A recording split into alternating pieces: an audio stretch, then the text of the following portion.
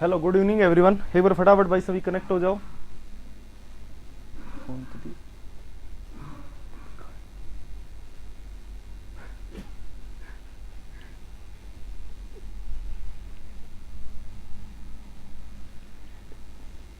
Good evening everyone, एक बार फटाफट भाई सभी कनेक्ट हो जाओ।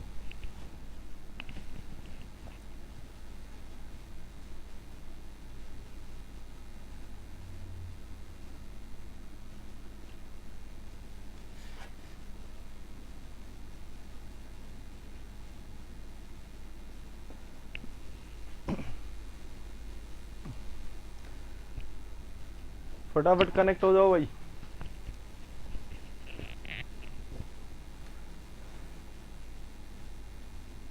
देखो पिछली क्लास में बात कर रहे थे रिएजेंट्स की, तो रिएजेंट्स के अंदर H2 बेस रिएजेंट की बात कर रहे थे।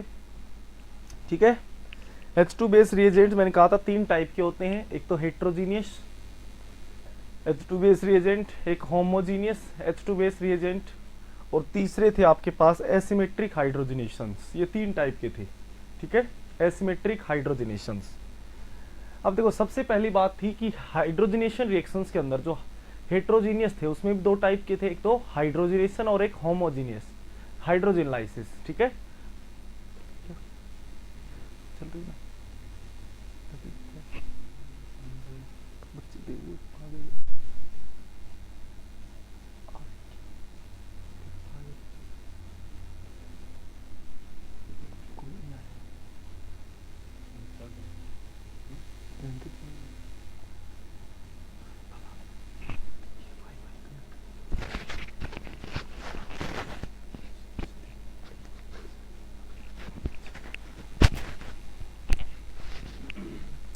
एक बार फटाफट भाई सभी कनेक्ट हो जाओ।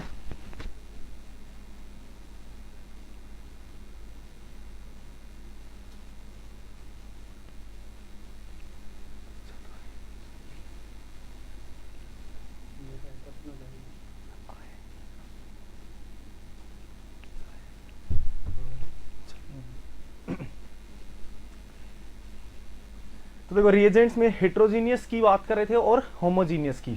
हेट्रोजीनियस मैंने कहा था दो टाइप के होते हैं, एक हाइड्रोजनेशन और दूसरा कौन सा था, हाइड्रोजन लाइसिस। हेट्रोजनेशन के हमने काम कंप्लीट कर लिया था, क्योंकि उसमें क्या बताया था आपके पास पाई बॉन्ड की ब्रेकिंग होती है हेट्रोजीनियस के अंदर। ठीक है, होमोजीनियस में क्या कहा था, सिग्मा बॉन्ड की ब्रेकिंग होती है। तो यहां हम जो नेट के पॉइंट ऑफ व्यू से जो बचा हुआ था होमोजीनियस हाइड्रोजनेशन का,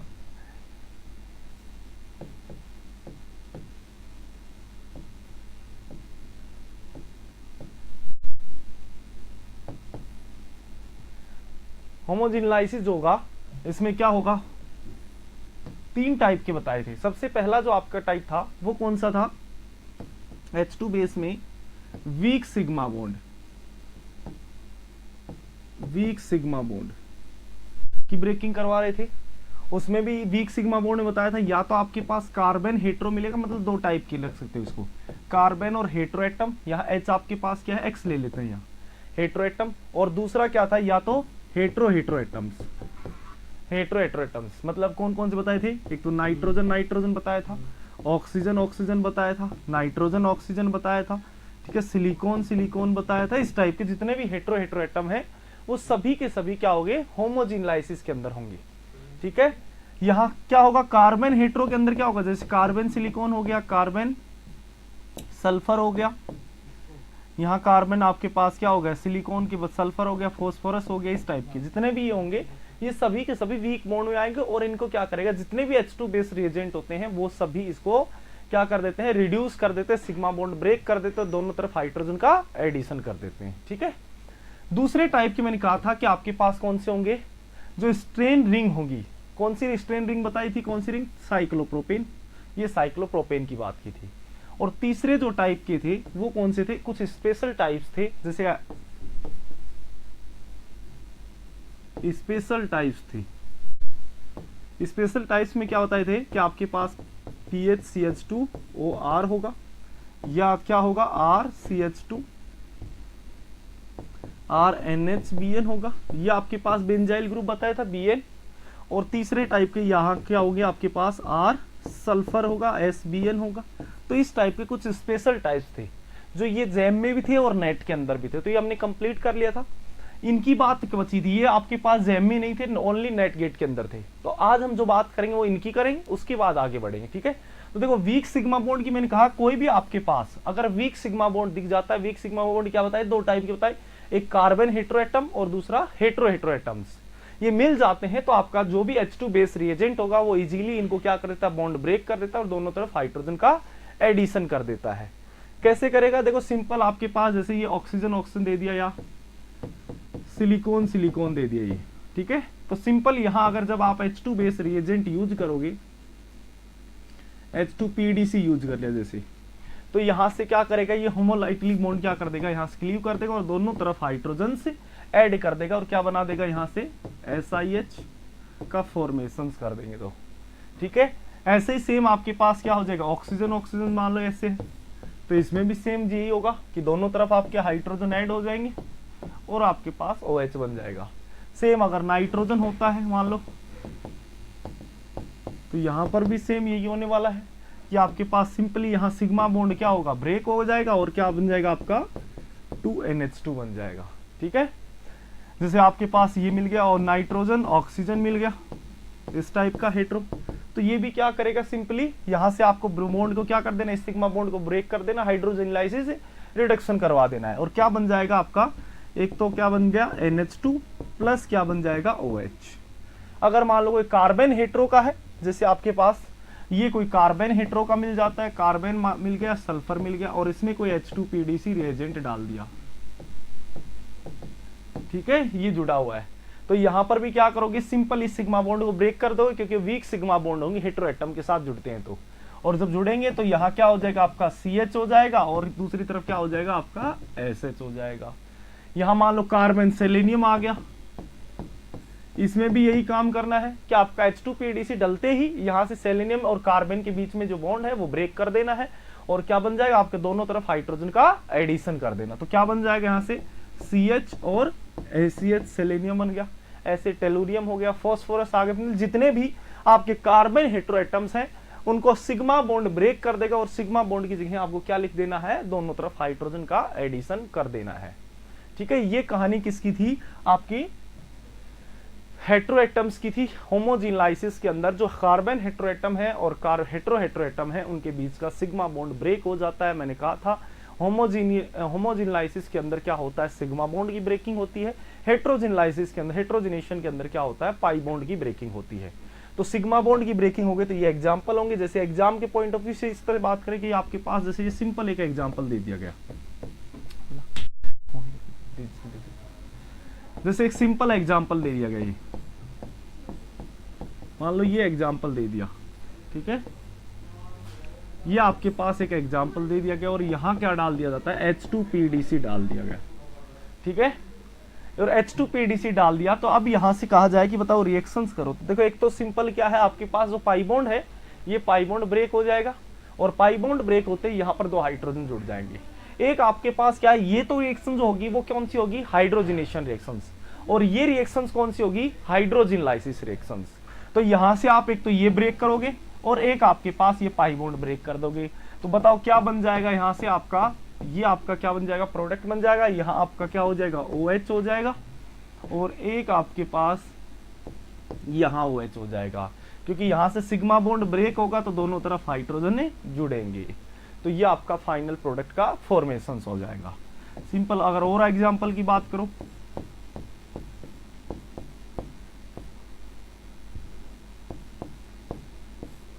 मान लो ये एग्जांपल दे दिया गया, इसमें भी आपका H2PDC होगा, तो सिंपल यहां से क्या कर दोगे, मान लो यहां एस्टर जोड़ दिया, तो यहां क्या होगा, सिंपल इसकी ब्रेकिंग कर देंगे, दोनों तरफ का हाइड्रोजन का एडिशन कर देंगे और हाइड्रोजन ऐड हो जाएंगे, तो यहां क्या बन जाएगा आपके पास, ये आपका एस्टर हो जाएगा OET, ठीक है, और ये आपका इधर OH जुड़ जाएगा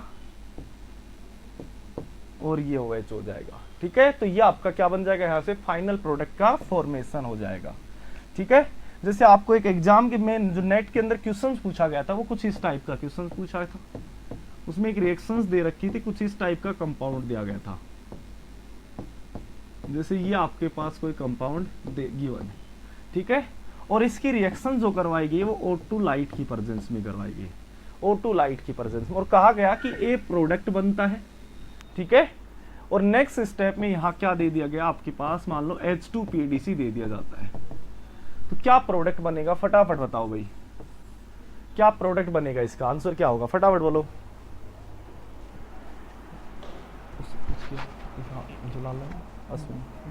फोन लेकर चेक करने के बाद देखो, बताओ क्या बनेगा। यहां से जब आप पेरिसाइक्लिक रिएक्शंस मैंने आपको पढ़ाई थी, तो बताओ उसमें क्या पढ़ाया था, एक 4+2 साइक्लोएडिशन नाम की चीज पढ़ाई थी। उसमें मैंने एक डी सेल्डर नाम की रिएक्शंस का कॉन्सेप्ट का जिक्र किया था। डी सेल्डर क्या था, एक 4+2 साइक्लोएडिशन का ही एक एग्जांपल था, ठीक है। यहां पर भी जो एक्चुअल में ये जो रिएक्शंस होती है, ये रिएक्शंस होती है, इस रिएक्शंस का नाम होता है रोज बेंगोल रिएक्शंस। रोज बेंगल रिएक्शंस, रोज बेंगल रिएक्शन जो होती है वो एकमात्र ऐसी रिएक्शंस होती है जो 4+2 साइक्लोएडिशन देती है लाइट की प्रेजेंस में। अभी तक जितनी भी 4+2 साइक्लोएडिशन हमने पढ़ी थी वो रिएक्शंस क्या थी, हीट की प्रेजेंस में गिवन थी। पर ये रोज बेंगल जो रिएक्शंस होती है O2 के साथ, हमेशा रिएक्शंस O2 के साथ होगी, लाइट की प्रेजेंस होगी, आपके पास डाइन होगा। तो यहां हमेशा क्या बनेगा, देखो सिंपली रिएक्शंस होती है, जैसे ये आपके पास दे रखा है यहां से, तो सबसे पहला काम देखो यहां होता क्या है, सबसे पहला यहां होमोलाइटिकली बॉन्ड की क्लीवेजिंग होती है। ये सिंपली यहां होमोलाइटिकली बॉन्ड की क्लीवेजिंग होती है, रोज बेंगोल रिएक्शन का नाम होता है। तो यहां से होमोलाइटिकली बॉन्ड की क्लीवेजिंग होगी, तो देखो यहां एक रेडिकल यहां बनेगा, एक रेडिकल यहां बनेगा, एक ये रेडिकल और एक ये रेडिकल, ठीक है। ये रेडिकल और ये रेडिकल मिलकर के यहां क्या बना लेंगे, पाई बॉन्ड का फॉर्मेशन। तो देखो ये पाई बॉन्ड बना लिया, और यहां एक एक रेडिकल आपका रह जाता है, ठीक है। और जो आपका O2 होता है, ये भी O2 क्या करेगा, होमोलाइटिकली बॉन्ड की क्लीवेज करेगा, और जैसे होमोलाइटिकली बॉन्ड की क्लीवेज करेगा तो यहां दोनों तरफ क्या जुड़ जाएंगे, रेडिकल बन जाएगा। और रेडिकल बनेगा तो यहां क्या बनेगा, ऑक्सीजन पे एक रेडिकल और एक रेडिकल ऑक्सीजन पे, और ये रेडिकल आपस में क्या कर लेते हैं, कपलिंग कर लेते हैं। तो देखो यहां कितने इलेक्ट्रॉन का इन्वॉल्वमेंट हुआ है, 4 पाई इलेक्ट्रॉन और ये 2 पाई इलेक्ट्रॉन, तो 4+2 साइक्लोएडिशन है ये रिएक्शंस। पर ये किसकी प्रेजेंस में होती है, लाइट की प्रेजेंस में होती है। इस रिएक्शंस का नाम होता है रोज बेंगोल, रोज बेंगोल रिएक्शंस, ठीक है। और यहां क्या बन जाता है आपके पास, ये साइक्लिक है तो मैंने कहा था कुछ इस तरह से लिखना आपको। यहां से देखो ये ऑक्सीजन आ गया, ये ऑक्सीजन, यहाँ पीएच, ये पीएच, और यहाँ क्या आपका क्या हो गया, डबल बॉन्ड। यहाँ क्या बन गया है, डबल बॉन्ड बन गया है। आप इसी को कैसे लिख सकते हो, और कैसे लिख सकते हो इसी को ही, क्या आपको इस तरह से दिखा सकते हो भाई, यहाँ पीएच और ये पीएच। बताओ एक ही तो बात है, ये दोनों दिखाना, ये दोनों एक ही तो बात है। तो ये आपका क्या बना, ए प्रोडक्ट बन गया, ये आपका क्या बना, ए प्रोडक्ट बन गया। अब इसी में ही आपके पास क्या डाल दिया जाता है, H2PDC। H2PDC होगा तो बताओ ये एल्कीन तो रिड्यूस होगी, ये एल्कीन तो रिड्यूस होगी, प्लस साथ में ये भी होगा, क्योंकि देखो यहाँ हेट्रो हेट्रो एटम है, और हेट्रो हेट्रो एटम होगा तो ये जो रिएक्शन होगी, कार्बन जो ब्रेक होगा, ये तो कौन सी है, होमोजिनलाइसिस, और ये कौन सी हो जाएगी आपकी, हेट्रोजिनलाइसिस रिएक्शंस हो जाएगी। तो यहां से भी पाई बॉन्ड आपका क्या होगा, रिड्यूस होगा, दोनों तरफ हाइड्रोजन जुड़ जाएगा। तो बताओ फाइनल में क्या प्रोडक्ट आ जाएगा, यहाँ फाइनल प्रोडक्ट देखो क्या आएगा आपके पास, यहां एक OH जुड़ा हुआ था, एक पीएच आ गया भाई, ठीक है।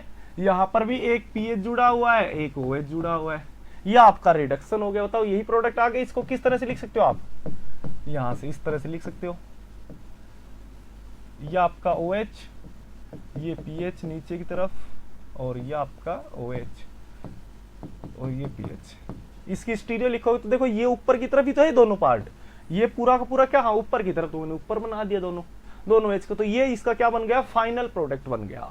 तो बस ये बात ध्यान रख लेना कि अगर कार्बन के साथ कोई भी हेट्रो एटम हो, थर्ड पीरियड है उससे ऑनवर्ड्स का, कोई नीचे वाले जितने भी है, ठीक है, या फिर कोई हेट्रो हेट्रो एटम है, तो उनके पास आपको रिडक्शन कर देना है, होमोजिनलाइसिस रिडक्शन कर देना है, ठीक है। गुड इवनिंग भाई। वॉल्यूम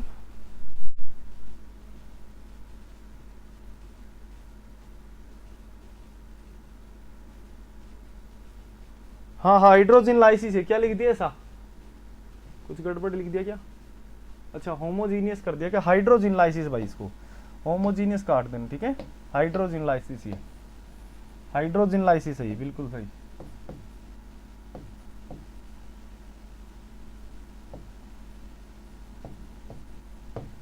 ये नाम में बड़ा कंफ्यूजन रहता हमें भी, ठीक है। ओके, बताओ यहां तक किसी कोई प्रॉब्लम है?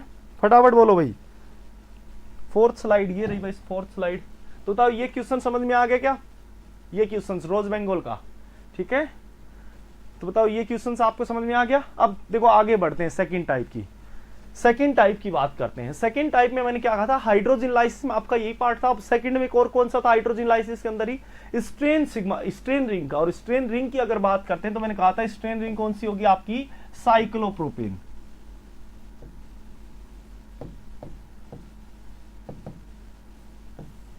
स्ट्रेन रिंग की अगर बात करूं तो क्या होगा आपका? साइक्लोप्रोपेन।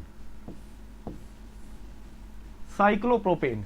साइक्लोप्रोपेन में क्या होता है, यहां बहुत ही ज्यादा एंगल स्ट्रेन होता है, और एंगल स्ट्रेन ज्यादा होने की वजह से ये जो रिएक्शंस होती हैं यहां सिग्मा बॉन्ड इजीली ब्रेक करवा देता है। कौन? H2 base reagent.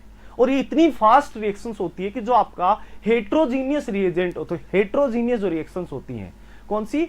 यहां हाइड्रोजिनेशन है, क्योंकि हेट्रोजीनियस है ये। हाइड्रोजिनेशन जो रिएक्शंस होती हैं, हाइड्रोजिनेशन रिएक्शंस उनसे भी फास्ट हो जाती है, क्योंकि हाइड्रोजिनेशन के अंदर क्या होता है? पाई बॉन्ड ब्रेक होता है। यहां क्या होता है? हेट्रोजीनियस के अंदर क्या होता है? पाई बॉन्ड ब्रेक होता है। और हाइड्रोजन लाइसिस के अंदर क्या होता है? सिग्मा बॉन्ड की ब्रेकिंग होती है।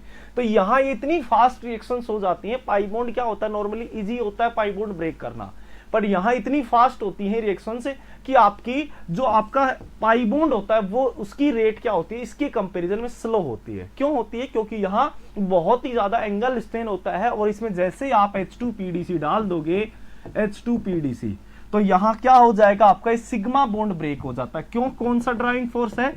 एंगल स्ट्रेन का। इस एंगल स्ट्रेन की वजह से यहां बहुत ही ज्यादा एंगल स्ट्रेन होता है, और एंगल स्ट्रेन की वजह से ये सिग्मा बॉन्ड क्या हो जाता है? वीक हो जाता है, जिसकी वजह से यहां easily H2 base reagent break करवा देते हैं, और यहां हाइड्रोजन जुड़ जाता है, और आपका ये फाइनल प्रोडक्ट फॉर्म हो जाता है भाई। ये क्या बन जाता है आपका? फाइनल प्रोडक्ट फॉर्म हो जाता है, ठीक है। अब देखो यहां जब भी साइक्लोप्रोपेन होगा तो हमेशा वो बॉन्ड ब्रेक, अगर ये तो मान लो सिंपल है मेरे पास रिएक्शंस, अगर मान लो इस टाइप का दे दिया गया, मान लो ये दे दिया गया, और इसमें भी डाल दिया गया H2 बेस रिएजेंट, और आपको कहा जाए कि बताओ यहां किसकी रेट ज्यादा होगी, मतलब कौन सा बॉन्ड ब्रेक होगा? क्योंकि यहां से देखो ये भी बॉन्ड ब्रेक हो सकता है। एग्जाम में जब आपको क्वेश्चंस मिलेगा तो ये भी बॉन्ड ब्रेक करा मिलेगा, ये भी बॉन्ड आपका ब्रेक हो सकता है, और ये भी बॉन्ड ब्रेक हो सकता है। तो कौन सा बॉन्ड ब्रेक होगा साइक्लोप्रोपेन का? तो हमेशा ध्यान रखना वो बॉन्ड ब्रेक होगा, क्योंकि अभी तक जो भी हमने H2 बेस रिएजेंट पढ़ते आए हैं वो बताओ कौन सा बॉन्ड ब्रेक करते थे? जो लेस सब्स्टिट्यूट होता था। पाई बॉन्ड के अंदर भी वही बात करती कि वो आपके पास एल्कीन या वो डबल बॉन्ड ब्रेक होता है जो क्या होता है? लेस सब्स्टिट्यूट होता है। तो यहां पर भी वही बात करने वाले कि जो लेस सब्स्टिट्यूटेड यहां सिग्मा बॉन्ड होगा, लेस सब्स्टिट्यूटेड जो सिग्मा बॉन्ड होगा वो क्या होगा? ब्रेक होगा फर्स्ट, सबसे पहले उसका रिडक्शन होगा जो लेस सब्स्टिट्यूटेड होगा। यही तो करते हैं। लेस सब्स्टिट्यूटेड का मतलब क्या हुआ? जिसके पास मिनिमम एल्काइल ग्रुप जुड़े रहेंगे। तो यहां से क्या होगा? कौन सी ब्रेकिंग होगी भाई? यहां से कौन सी ब्रेकिंग होगी? ये ब्रेकिंग हो जाएगी, ये बॉन्ड की ब्रेकिंग होगी, इस बॉन्ड की, क्योंकि ये यहां आपके पास एक ही कार्बन है, यहां पर भी एक कार्बन है, इस साइड में रिंग है पूरी, तो ये मोर सब्स्टिट्यूटेड साइड में आ जाएगा। तो यहां से ब्रेक हो जाएगा, और ब्रेक हो जाएगा तो क्या फाइनल प्रोडक्ट बताओ क्या आ जाएगा? यहां से ये हाइड्रोजन जुड़ गया, ये आपका हाइड्रोजन जुड़ गया, ये फाइनल प्रोडक्ट हो जाएगा। तो हमेशा ये बात नोट कर लेना कि कौन सा सिग्मा बॉन्ड ब्रेक होता है? हमेशा less substituted sigma bond break होता है। लेस सब्स्टिट्यूटेड सिग्मा बॉन्ड की ब्रेकिंग होती है, ठीक है। जैसे आपके पास ये क्वेश्चन दे दिया गया, ये सिंपल क्वेश्चन दे दिया, ठीक है, और यहां क्या डाल दिया? H2PDC, 1 इक्विवेलेंट दे दिया, कह दिया। तो देखो यहां H2PDC है, आपका पाई बॉन्ड भी है, हाइड्रोजिनेशन भी रिएक्शन भी कर सकता है, और हाइड्रोजन लाइसिस भी कर सकता है। तो मैंने कहा कि आपके पास नॉर्मली जो हाइड्रोजिनेशन रिएक्शंस होती है वो फास्ट रिएक्शंस होती है, क्योंकि उसका पाई बॉन्ड वीक होता है तो इजीली ब्रेक किया जा सकता है। बट यहां जब साइक्लोप्रोपेन की बात आ जाती है तो एंगल स्ट्रेन होने की वजह से इतना बॉन्ड वीक हो जाता है और इतनी जल्दी रिड्यूस होता है, तो इसकी रेट बहुत ही ज्यादा फास्ट हो जाती है हाइड्रोजिनेशन कंपैरिजन में। तो जब भी अगर इसकी हाइड्रोजन की रेट की बात करेंगे तो यहां साइक्लोप्रोपेन क्या होगा? पहले रिड्यूस हो जाएगा, और साइक्लोप्रोपेन अगर रिड्यूस होगा तो बताओ क्या बन जाएगा यहाँ, ये आपका एल्कीन रह जाएगा और ये आपका 2 मिथाइल ग्रुप जुड़ जाएंगे, ये आपके 2 मिथाइल ग्रुप जुड़ जाएंगे। जैसे और एग्जाम्पल की बात करें कि आपसे कह दिया जाए कि भाई ये आपके पास एक एग्जाम्पल दे दिया गया, CO2Me दे दिया, ठीक है, और एक आपके पास यहाँ कार्बीन दे दी जिसके पास मिथाइल लगा हुआ है, ये मिथाइल, यहां से कहा ए प्रोडक्ट बना, ये क्या है, कार्बीन है, CMe2 का कार्बीन, और सेकंड स्टेप में डाल दिया H2PDC। सेकंड स्टेप में क्या डाल दिया, H2PDC।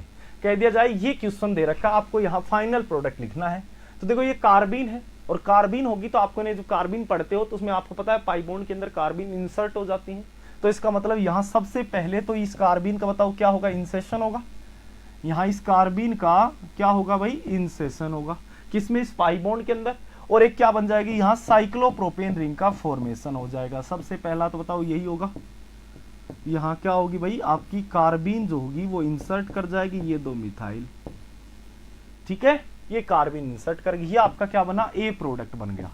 अब यहाँ सेकेंड स्टेप में क्या दे रखा है, H2PDC दे रखा है, और H2PDC दे रखा है तो यहाँ बताओ क्या है।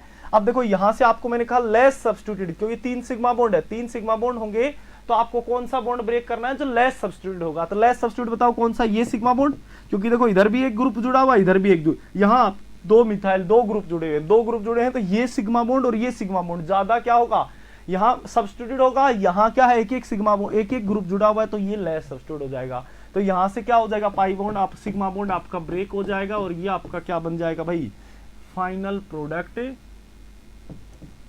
CO2Me, यहाँ आपके 2 मिथाइल और ये आपके हाइड्रोजन जुड़ जाएगी, ये आपका क्या आ जाएगा, यहाँ से फाइनल प्रोडक्ट फॉर्म हो जाएगा। फटाफट बताओ भाई, किसी कोई प्रॉब्लम तो नहीं है, किसी को कोई प्रॉब्लम तो नहीं है, फटाफट बोलो भाई।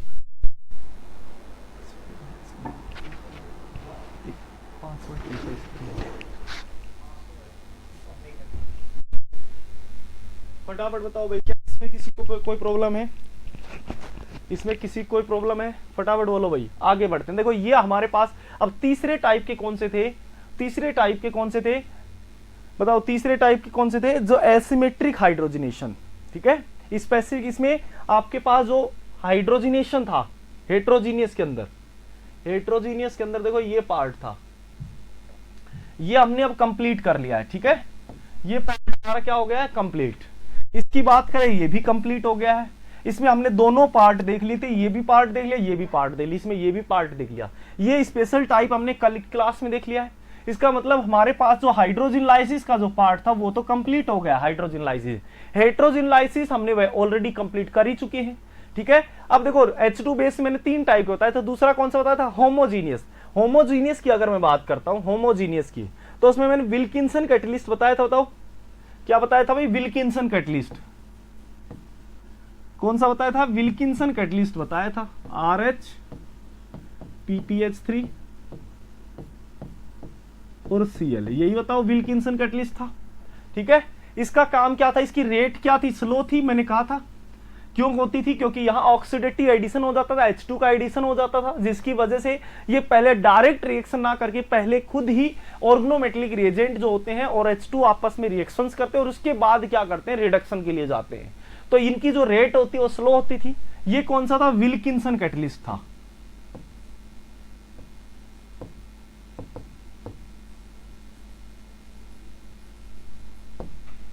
विल्किंसन कैटलिस्ट था, ठीक है, 885 ठीक।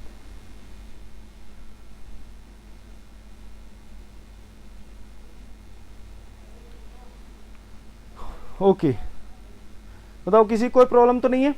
अब देखो आगे बढ़ते हैं, देखो ये विल्किंसन कैटलिस्ट था, इसमें H2 का एडिशन रहता था, ये रिएक्शन होती थी, ये हमेशा किसको रिड्यूस, कौन सी एल्कीन को रिड्यूस करता था, जो लेस सब्स्टिट्यूट होती थी। याद रखो बस H2 बेस्ड जो रिएजेंट होते हैं वो हमेशा ही लेस सब्स्टिट्यूट एल्कीन को ही रिड्यूस करते हैं, ठीक है। दूसरे यहां नेट के पॉइंट ऑफ व्यू, ये तो विल्किंसन था, दूसरा जो नेट के पॉइंट ऑफ व्यू से इंपॉर्टेंट होता है वो होता है कैविटी कैटलिस्ट। क्या होता है,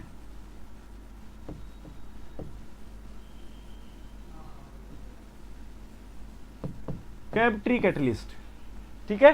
कैविटी कैटलिस्ट जो होता है वो देखो यहाँ इरिडियम का कॉम्प्लेक्स होता है, इरिडियम होता है सीओडी होता है, ठीक है। सीओडी क्या होता है? सीओडी होता है साइक्लो ऑक्टा टेट्राडाइन। सीओडी जो होता है साइक्लो ऑक्टा डाइन, ये होता है सीओडी भाई, ये सीओडी होता है, ठीक है। साइक्लो ऑक्टा डाइन सीओडी होता है। एक पीरिडीन जुड़ा होता है और एक जो जुड़ा होता है वो जुड़ा होता है PCY3, ये आपका कॉम्प्लेक्स होता है। यहां या तो PF4 माइनस जुड़ा होता है या फिर PF6 माइनस जुड़ा होता है, इन दोनों में से कोई एक जोड़ देते हैं, ठीक है। PF4 माइनस लिखा होता है इसको, जो पॉजिटिव चार्जेस को न्यूट्रलाइज करने के लिए, ठीक है। ये कैटलिस्ट जो होता है ये होता है कैविट्री कैटलिस्ट है। जैसा मैंने यहां जो विल्किंसन कैटलिस्ट के बारे में बताया था, सेम काम कौन करता है? कैविट्री। ये सेम काम क्या करेगा? कैविट्री करेगा, मतलब ये भी क्या करेगा? उसी लेस सब्स्टिट्यूटेड को ही रिड्यूस करेगा। सब्स्टिट्यूटेड आपके पास जो एल्कीन होगी उसी को ही क्या करेगा? रिड्यूस करेगा। लेस स्टेरिक हिंड्रेंस वाले फेज सेंटर की तरफ क्या करेगा? अटैक करेगा। Less steric hindered face centre की तरफ से क्या करेगा? अटैक करेगा।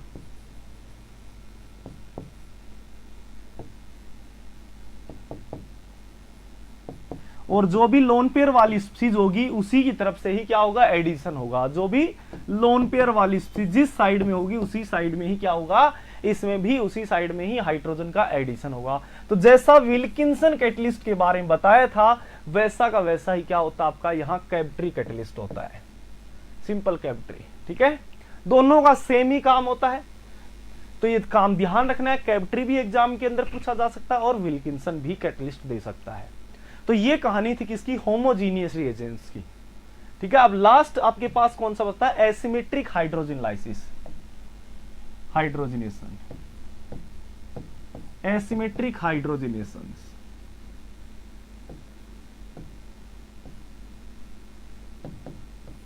देखो एसिमेट्रिक जो हाइड्रोजनेशन होते हैं ये कैटलिस्ट कौन से होते हैं? Asymmetric hydrogenation.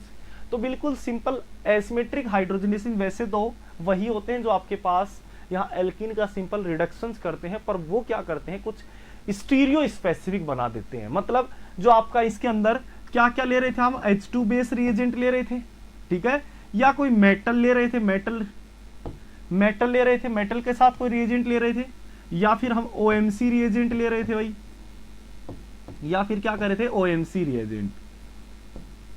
इनके साथ यही रिएजेंट अभी तक ले रहे थे, चाहे वो आपके पास हेट्रोजीनियस हो चाहे होमोजीनियस हो। इन दोनों के साथ एक ऐसा कायरल कंपाउंड ले लिया जाता था, कायरल कोई कंपाउंड ले लिया जाता है जो क्या बना देता है? स्टीरियो स्पेसिफिक बना देता है।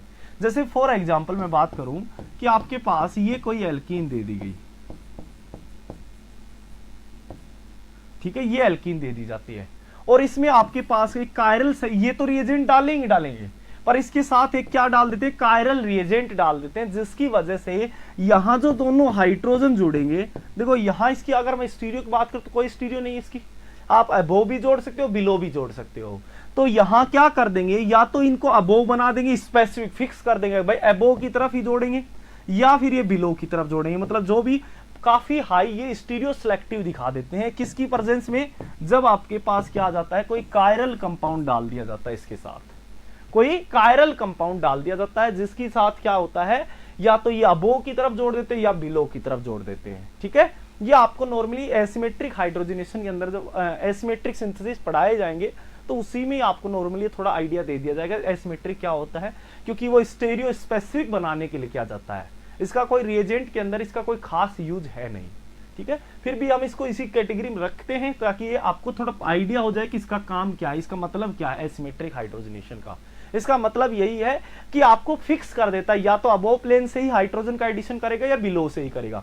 कुछ ऐसे कायरल कंपाउंड होते हैं जो ऑर्गेनोमेटेलिक में आप पढ़ते हो, बड़े बड़े कंपाउंड जो दिखते हैं आपके पास, जिसके पास फॉस्फोरस होते हैं 2-2 3-3, वहां फिनाइल ग्रुप लगे होते हैं, बड़े बड़े कायरल जो स्पेसिफिक होते हैं। तो वो क्या कर देते हैं? इनको स्टीरियो स्पेसिफिक बना देते हैं, ठीक है। आगे बढ़ते हैं भाई, देखो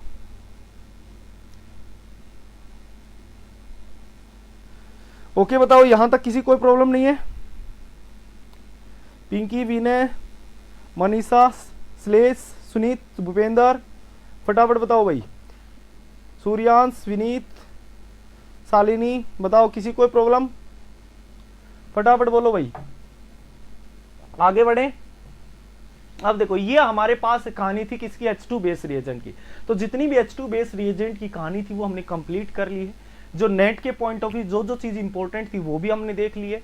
जेम में जो आपके JAM plus NET plus GATE की जो बातें थी वो तो साथ साथ चल ही रही हैं, ठीक है।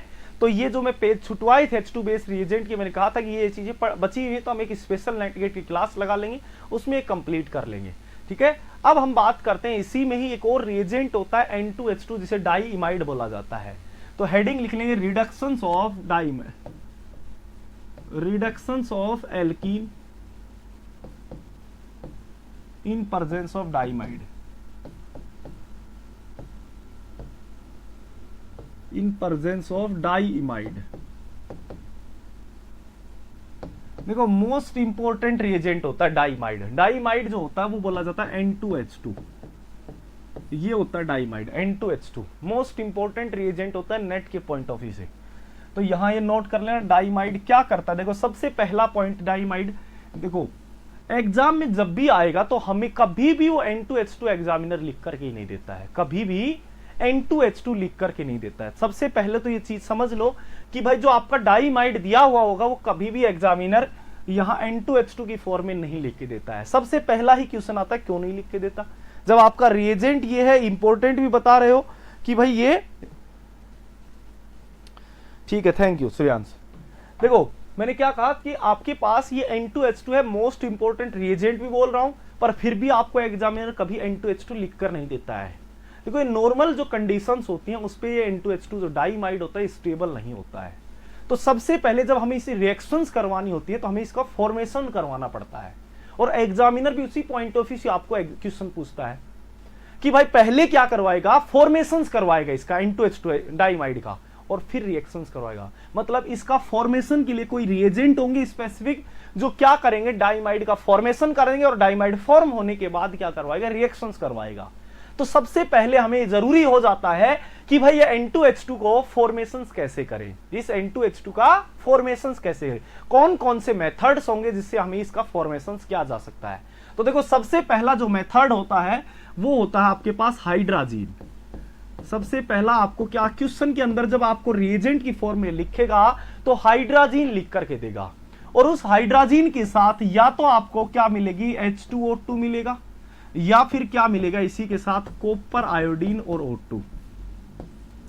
ये रिएजेंट दोनों में से कोई भी एक रिएजेंट इस हाइड्राजीन के साथ गिवन हो सकता है, और इस हाइड्राजीन के साथ गिवन होगा तो बताओ दोनों ही क्या है, यहां ऑक्सीडाइजिंग रिएजेंट है, तो इसको क्या कर देंगे, यहां NH डबल बॉन्ड NH में कन्वर्ट कर देंगे, मतलब डाइइमाइड का फॉर्मेशन कर देंगे। ये आपका डाइइमाइड है, तो यहां क्या कर देता है डाइइमाइड। तो सबसे पहला आपको मैंने कहा इस फॉर्म में नहीं लिख कर देगा, वो ये दोनों रिएजेंट डाल के देगा। ये दोनों रिएजेंट डालेगा, आपको दिखेगा कि ये तो हाइड्राजीन है, और हाइड्राजीन कैसी रिएक्शंस करेगा, पर यह एक्चुअल में क्या बनेगा, यहां डाइमाइड बन जाता है, और ये डाइमाइड रिडक्शंस ऑफ एल्कीन के रिडक्शंस के लिए यूज किया जाता है, ठीक है। दूसरी बात, दूसरा इसका फॉर्मेशंस की बात करते हैं, ये इसका फर्स्ट फॉर्मेशन था। दूसरा यहां जो हाइड्राजीन है इसका कोई डेरिवेटिव ले लिया जाएगा, जैसे NH2 NH और TS, NH2 NH और TS, ये TS क्या है, टोसाइलेट, और इसके साथ क्या डाल दिया जाता है, हीट डाल दी जाती है। मतलब ये आपका हाइड्रोजन डेरिवेटिव डाल दिया जाता है और उसके साथ हीटिंग कर दी जाती है, तो यहां पर भी क्या होता है, ये आपका यहां TS की फॉर्म में बाहर हो जाता है, और वही आपके पास N2H2 का फॉर्मेशन हो जाता है डाइमाइड। तो मैंने कहा ये आपको एग्जामिनर कभी नहीं लिख के देगा, 1% भी चांस नहीं है कि ये लिख के देगा। क्यों नहीं लिख के देता है, क्योंकि ये नॉर्मल कंडीशंस के ऊपर ये स्टेबल नहीं होता है। तो जब भी इसकी रिएक्शंस करवाते हैं तो हम क्या करवाते हैं, इनका फॉर्मेशन करवाते हैं, और फॉर्मेशन के बाद क्या करते हैं, रिएक्शन के अंदर इन्वॉल्व करते हैं। मतलब हमें ये रिएजेंट नहीं डालना होता, ये दोनों रिएजेंट डाल दी, ये रिएजेंट डालेंगे तो ये इसमें कन्वर्ट होगा और ये रिड्यूस करेगा। फिर तीसरा जो मेथड होता है डाइमाइड का, वो होता है आपके पास N डबल बॉन्ड N, और यहां होता है इसके साथ C double bond O negative K positive, C double bond O negative और K पॉजिटिव। ये आपके पास गिवन होता है रिएजेंट, और इसकी प्रेजेंस किसकी होती है, यहां कोई एसिड डाल दिया जाता है, जैसे यहां CH3COH ले लिया जाए, कोई एसिड डाल दिया जाएगा, और वो एसिड यहां क्या करेगा, इन दोनों CH2 को निकाल देगा, और एसिड से यहां H+ जुड़ जाएगा, मतलब यहां CO2 निकल जाएगा और उसकी जगह क्या आ जाएंगे, हाइड्रोजन जुड़ जाते हैं, और यही क्या आपका डाइमाइड। तो ये 3 मेथड्स होते हैं जो क्या करते हैं, इस डाइमाइड का फॉर्मेशन करते हैं। मैंने कहा ये डाइमाइड नहीं होगा क्वेश्चन के अंदर, क्वेश्चन के अंदर जो गिवन होगा वो ये तीनों रिएजेंट में से कोई एक होगा। ये तीनों रिएजेंट जो मोस्ट जो जनरली यूज करते हैं इसके फॉर्मेशन के लिए, वो ये 3 ही आपके पास टाइप होते हैं। ये तीनों में से कोई भी एक क्या होगा एग्जाम के अंदर गिवन होगा। तो इन तीनों को आपको ध्यान रखना है कि क्या कौन कौन सा मेथड है, मतलब आपको ये चीज ध्यान रखनी है, सबस्ट्रेट, ये तीनों चीज, और इन तीनों चीजों से डाइमाइड बनेगा, और डाइमाइड बनने के बाद क्या होगा, रिडक्शन होगा। अब रिडक्शन जो होगा वो किसका रिडक्शन करेगा वो भी हम देख लेते हैं। सबसे पहले इनकी कैरेक्टरिस्टिक्स की बात कर लेते हैं भाई।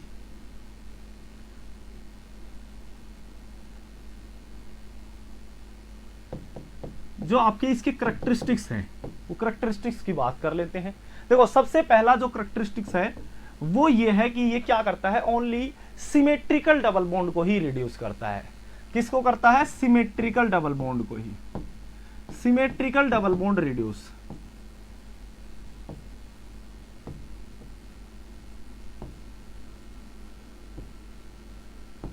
ओनली फॉर सिमेट्रिकल जो डबल बॉन्ड होंगे उसी को रिड्यूस करेगा। फॉर एग्जांपल या तो आपका जैसे कार्बन कार्बन बॉन्ड को रिड्यूस करेगा, देखो ये सिमेट्रिकल है, ठीक है।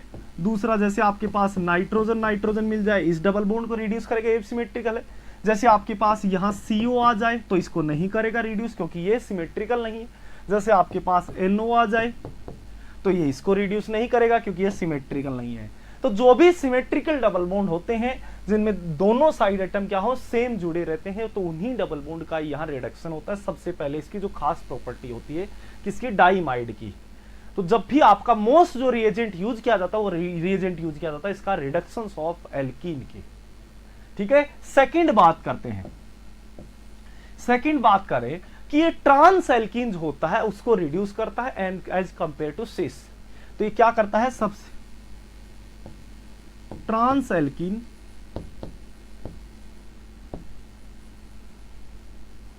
Reduce first. अगर एक सिस एल्कीन दे रखी है, एक ट्रांस एल्कीन दे रखी है, तो हमेशा कौन सी एल्कीन का रिडक्शन करेगा, यहां आपके पास सिस ट्रांस एल्कीन का रिडक्शन करेगा सिस के कंपैरिजन में।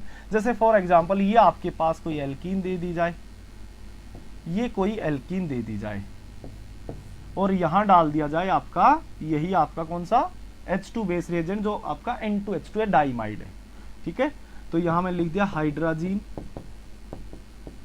H2O2, ठीक है, ये रिएजेंट लिख दिया। तो ये सबसे पहले जो रिड्यूस करेगा तो जो ट्रांस एल्कीन होगी उसको रिडक्शन करेगा। तो वो रिडक्शन, ये ट्रांस एल्कीन ये सिस है तो ट्रांस एल्कीन का रिडक्शन कर देगा और ये आपकी एज इट इज रह जाएगी, ठीक है। सबसे पहले तो यही चीज समझनी है। तीसरी कैरेक्टरिस्टिक्स की बात करें तो तीसरा कैरेक्टरिस्टिक्स आता है इसका कि यहां ये हमेशा कौन सी करेगा, सिन एडिशन करेगा। सिन एडिशन का मतलब क्या हुआ भाई, मैकेनिज्म से देखते हैं। सिन एडिशन का मतलब क्या हुआ, देखो सिन एडिशन का मतलब क्या है, जैसे आपके पास ये कोई पाई बॉन्ड है, ठीक है, और इसका N2H2 के साथ रिएक्शन करवाने मतलब डाइमाइड करवाना है। तो यहां होता क्या है, ये आपका N2H2 है, बताओ यही तो N2H2 है। यहां से क्या करेगा, ये यहां से यहां अटैक करेगा, ये मेरा पाई बॉन्ड यहां शिफ्ट होगा, ये सिग्मा बॉन्ड यहां चला जाएगा। तो बताओ यहां क्या बन जाती है, एक 6 मेंबर की ट्रांजिशन स्टेट का फॉर्मेशन हो जाता है। एक 6 मेंबर की ट्रांजिशन स्टेट का यहां फॉर्मेशन हो जाएगा। कैसे कि देखो ये आपका हाइड्रोजन होगा, यहां देखो ये आपका नाइट्रोजन है, यहां आपका नाइट्रोजन है और ये आपका बताओ क्या है, हाइड्रोजन है, ये हाइड्रोजन और ये हाइड्रोजन किसके साथ जुड़ रहा है, यहां। तो यहां देखो कितने मेंबर की रिंग बनी है, एक 6 मेंबर की ट्रांजिशन स्टेट का फॉर्मेशन हो गया है। आप देखोगे कि ये जो बॉन्ड है ये तो ब्रेक हो रहा है, ठीक है, यहां से ये बॉन्ड फॉर्म हो रहा है, यहां ये बॉन्ड जो हो रहा है ब्रेक हो रहा है, ये बॉन्ड फॉर्म हो रहा है, ये बॉन्ड ब्रेक होगा, ये बॉन्ड फॉर्म हो रहा है। तो यहां एक 6 मेंबर ट्रांजिशन स्टेट का फॉर्मेशन हो जाता है। और आपको पता है 6 मेंबर जो ट्रांजिशन स्टेट होती है वो हाईली स्टेबल होती है, वो ये जो ट्रांजिशन स्टेट बनेगी क्या होगी, स्टेबल होगी। तो देखो यहां जो N2H2 है मतलब ये दोनों जो हाइड्रोजन है, ये हाइड्रोजन और ये हाइड्रोजन दोनों एक ही तरफ से तो जुड़ेंगे, दोनों क्या होगा, एक ही तरफ से जुड़ेगा। जिस साइड में ये N2H2 होगा उसी तरफ से तो अपने दोनों हाइड्रोजन प्रोवाइड करेगा। अगर दोनों हाइड्रोजन का जो एडिशन हो रहा है वो एक ही साइड से हो रहा है तो हम क्या कहेंगे, सिन। और अगर दोनों हाइड्रोजन एक दूसरे के अपोजिट से जुड़ रहे हैं तो हम क्या कहेंगे, एंटी एडिशन। तो यहां जो हाइड्रोजन का एडिशन हुआ है वो क्या होगा भाई, सिन एडिशन होगा। और यहां से फाइनली क्या बन जाएगा कि आपका ये जो हाइड्रोजन जुड़ जाएंगे और यहां से N2 गैस की फॉर्म में बाहर निकल जाता है। और कहीं पर भी कोई गैस निकलती है तो बताओ, गैस निकलेगी तो उसकी एंट्रोपी बढ़ेगी, सिस्टम की एंट्रोपी बढ़ेगी, और एंट्रोपी बढ़ेगी तो क्या आती है, स्टेबिलिटी आती है, क्योंकि हर एक मॉलिक्यूल चाहता है मेरी एंट्रोपी इंक्रीज हो जाए। तो ये बात ध्यान रखना, कहीं पर भी अगर कोई गैस रिलीज हो रही है इसका मतलब वो रिएक्शन बहुत फास्ट हो रही है, बहुत ही जल्दी रिएक्शंस कंप्लीट कर रहा है, क्योंकि सिस्टम में क्या बढ़ेगी, गैस रिलीज होने का मतलब है उसकी सिस्टम की एंट्रोपी का इंक्रीज होना। आप फिजिकल में पढ़ते हो गैसियस आयन की जो एंट्रोपी होती है वो सबसे हाई होती है। तो ये क्या बन जाएगी, यहाँ एंट्रोपी इंक्रीज कर देगा, तो ये रिएक्शन होगी बहुत ही फास्ट होगी। तो यहाँ पर बात तीसरा कैरेक्टरिस्टिक्स होगा इसका, सिन एडिशन होगा। फोर्थ कैरेक्टरिस्टिक्स की अगर मैं बात करूं, फोर्थ पॉइंट की अगर बात करूं, देखिए पॉइंट ध्यान रखना इस रिएजेंट के लिए, मोस्ट इंपॉर्टेंट रिएजेंट है नेट गेट के पॉइंट ऑफ व्यू से, काफी बार इस रिएजेंट के ऊपर क्वेश्चन पूछा गया है। ठीक है, फोर्थ पॉइंट की अगर हम बात करें, एक आपके पास कॉन्जुगेटेड एल्कीन है, एक नॉन कॉन्जुगेटेड एल्कीन है। अगर कॉन्जुगेटेड एल्कीन है भाई, देखो कॉन्जुगेटेड अगर एल्कीन होती है तो बताओ उसमें इलेक्ट्रॉन डेंसिटी जो होगी पाई बॉन्ड की वो क्या होगी, डिस्पर्स हो जाएगी, मतलब एक जगह से दूसरी जगह शिफ्ट हो रही है, सिमेट्रिकल नहीं रहेगी। और सिमेट्रिकल नहीं रहेगी तो हम क्या कहेंगे, उसका रिडक्शन क्या होगा, स्लो होगा, क्योंकि पहला कैरेक्टरिस्टिक्स इसका यही था कि भाई सिमेट्रिकल डबल बॉन्ड होना चाहिए। और सिमेट्रिकल अगर डबल बॉन्ड नहीं होता है तो इसका मतलब क्या हुआ कि उसकी रेट जो होगी डाइमाइड की वो क्या हो जाएगी, स्लो हो जाएगी। तो यहां हमारा नेक्स्ट पॉइंट क्या होगा, एक आपके पास कॉन्जुगेटेड है और दूसरा अगर नॉन कॉन्जुगेटेड है तो हम क्या कहेंगे, जो कॉन्जुगेटेड एल्कीन होगी वो क्या होगी, स्लो रिड्यूस होगी as compare to non conjugated कहूं या आइसोलेटेड एल्कीन कहूं। तो यहां हम क्या कहेंगे, नॉन कॉन्जुगेटेड जो एल्कीन होगी,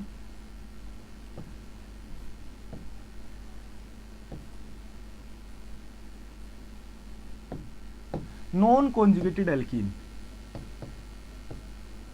रिड्यूस फर्स्ट,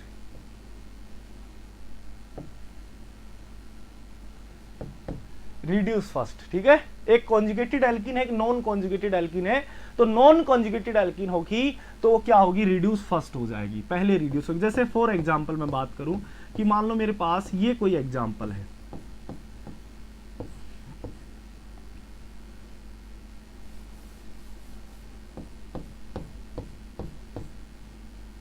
ये आपके पास एक एग्जांपल है और एक ये मान लो, और इसमें क्या डाल दिया जाता है, यहां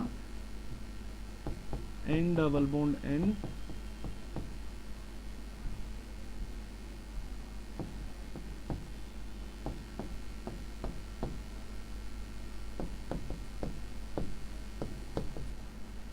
तो बताओ ये क्या बन जाएगा, डाइमाइड बन जाएगा। और डाइमाइड बन जाएगा तो मैंने क्या कहा, आपकी जो ए एल्कीन है ये बी एल्कीन है, तो ए एल्कीन क्या होगी, रिड्यूस होगी as compare to B alkene की। बी एल्कीन के कंपैरिजन में ए एल्कीन क्या होगी भाई, रिड्यूस हो जाएगी। क्यों, क्योंकि यहां से देखो ये इलेक्ट्रॉन डेंसिटी जो होगी, इसकी जो इलेक्ट्रॉन डेंसिटी होगी वो किस तरफ, ये आपका कार्बोनिल है, ये विड्रॉइंग नेचर का है, और विड्रॉइंग नेचर का होगा तो ये क्या करेगा, इस इलेक्ट्रॉन डेंसिटी को विड्रॉ करेगा।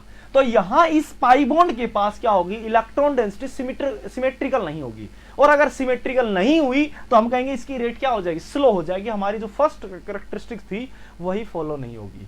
तो हमेशा ध्यान रखना है कि मोस्टली लेस सब्स्टिट्यूट या आपके पास क्या होगी, जो आइसोलेटेड एल्कीन होगी वो क्या होगी, फास्ट रिड्यूस होगी। ठीक है, फिफ्थ पॉइंट की बात करते हैं। अगर मैं फिफ्थ पॉइंट की बात करें तो यहां क्या होगा, देखो फिफ्थ पॉइंट की अगर बात करता हूं, फिफ्थ पॉइंट में क्या होगा कि आपके पास फिफ्थ पॉइंट क्या, एक स्टेरिक हिंड्रेंस वाला फेज सेंटर है और एक लेस स्टेरिक हिंड्रेंस वाला होगा। तो हमेशा जो लेस स्टेरिक हिंड्रेंस होगा वो फेज सेंटर की तरफ से क्या करेगा, अटैक करेगा। तो यहां क्या लिख सकते हो कि आपका लेस स्टेरिक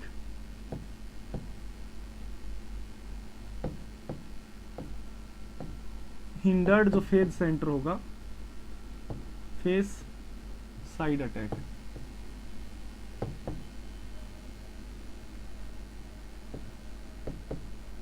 ठीक है, उसकी तरफ अटैक करेगा। ये आपके 5 पॉइंट होंगे, इन पांचों पॉइंट को ध्यान रखना है। इसके बेसिस पे मैं कुछ क्वेश्चंस लिख रहा हूं, उनको फटाफट सोल्व करना है और फिर हम आगे बढ़ेंगे। ठीक है, फटाफट उन क्वेश्चंस को सोल्व करेंगे और बताएंगे। यहां मैं क्वेश्चन नंबर 1 से स्टार्ट कर रहा हूं, सभी का आंसर ठीक होना चाहिए भाई। ठीक है, यहाँ फटाफट इन क्वेश्चन को सोल्व करने लग जाओ। फटाफट मुझे बताओ कि क्या क्या प्रोडक्ट बनेगा, कौन सा एल्कीन रिड्यूस होगी, कौन सी नहीं होगी।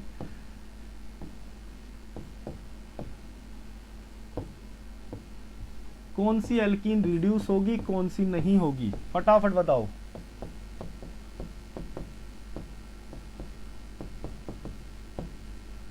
यहां मैं इस एल्कीन का नाम दे देता हूं ए और बी। फटाफट बताना है क्वेश्चन नंबर 1 में कौन सी एल्कीन रिड्यूस होगी।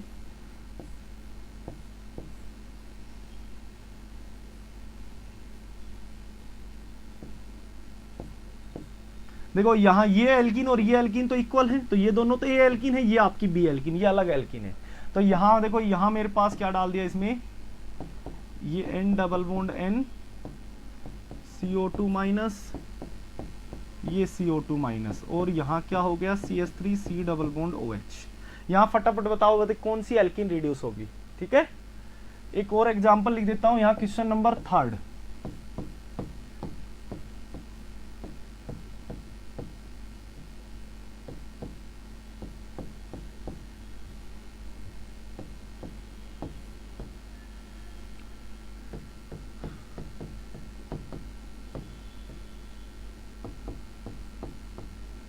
ये बताना है इसमें ए एल्कीन और बी एल्कीन। ठीक है,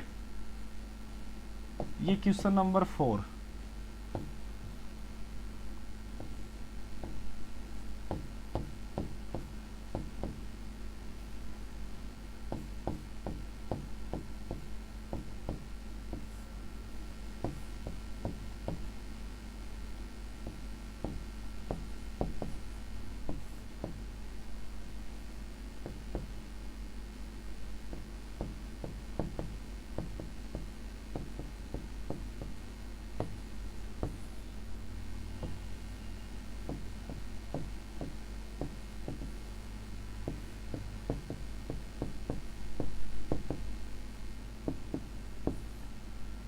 फटाफट करो भाई क्वेश्चंस, चारों क्वेश्चंस।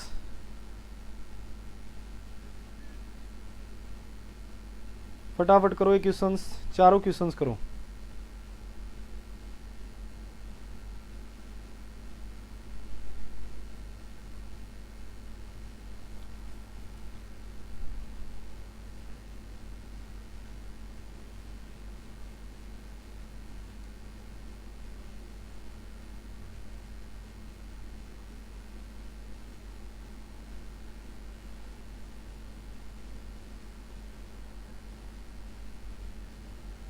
फटाफट करो, बताओ हो रहे हैं क्या क्वेश्चंस। ये क्वेश्चंस लिखे गए आपके सामने।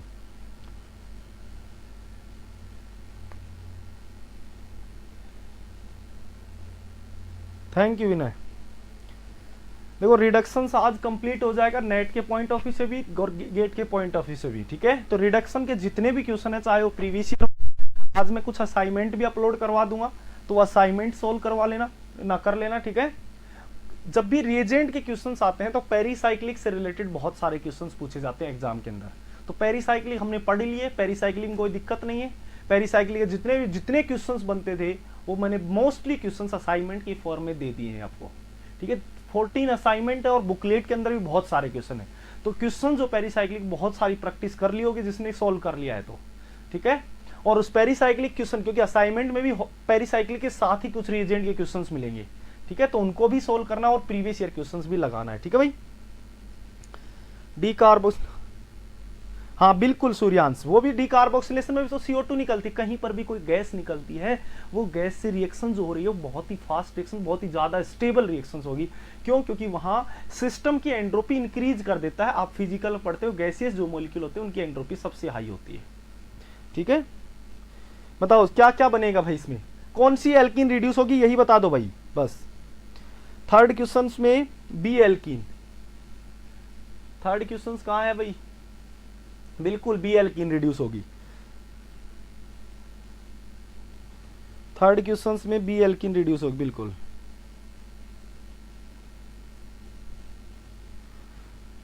फर्स्ट में ए, सेकंड में ए, थर्ड में बी, बिल्कुल सही है शालिनी। फोर्थ बताओ, फोर्थ में देखो ये क्वेश्चंस पूछ चुका है नेट के एग्जाम में।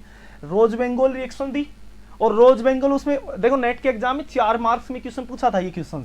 इसने क्या क्या था कि आपका सबस्ट्रेट लिख के दिया था और प्रोडक्ट लिख के दिया था और कहा था कि इसके कन्वर्जन के लिए कौन कौन से रिएजेंट यहाँ रिएक्शन इसके कन्वर्जन के लिए कौन कौन से रिएजेंट यूज किए जाएंगे। तो इसमें 4 ऑप्शंस के अंदर 4 रिएजेंट बना करके दे रखे, तो जो मोस्ट इंपॉर्टेंट रिएजेंट यही थी। ठीक है, जिन ऑप्शंस में आना था वो इन्हीं रिएजेंट से सबसे ज्यादा यूज था। तो फर्स्ट स्टेप थी रोज बेंगोल और सेकंड यहां स्टेप थी आपका रिडक्शन बेस था।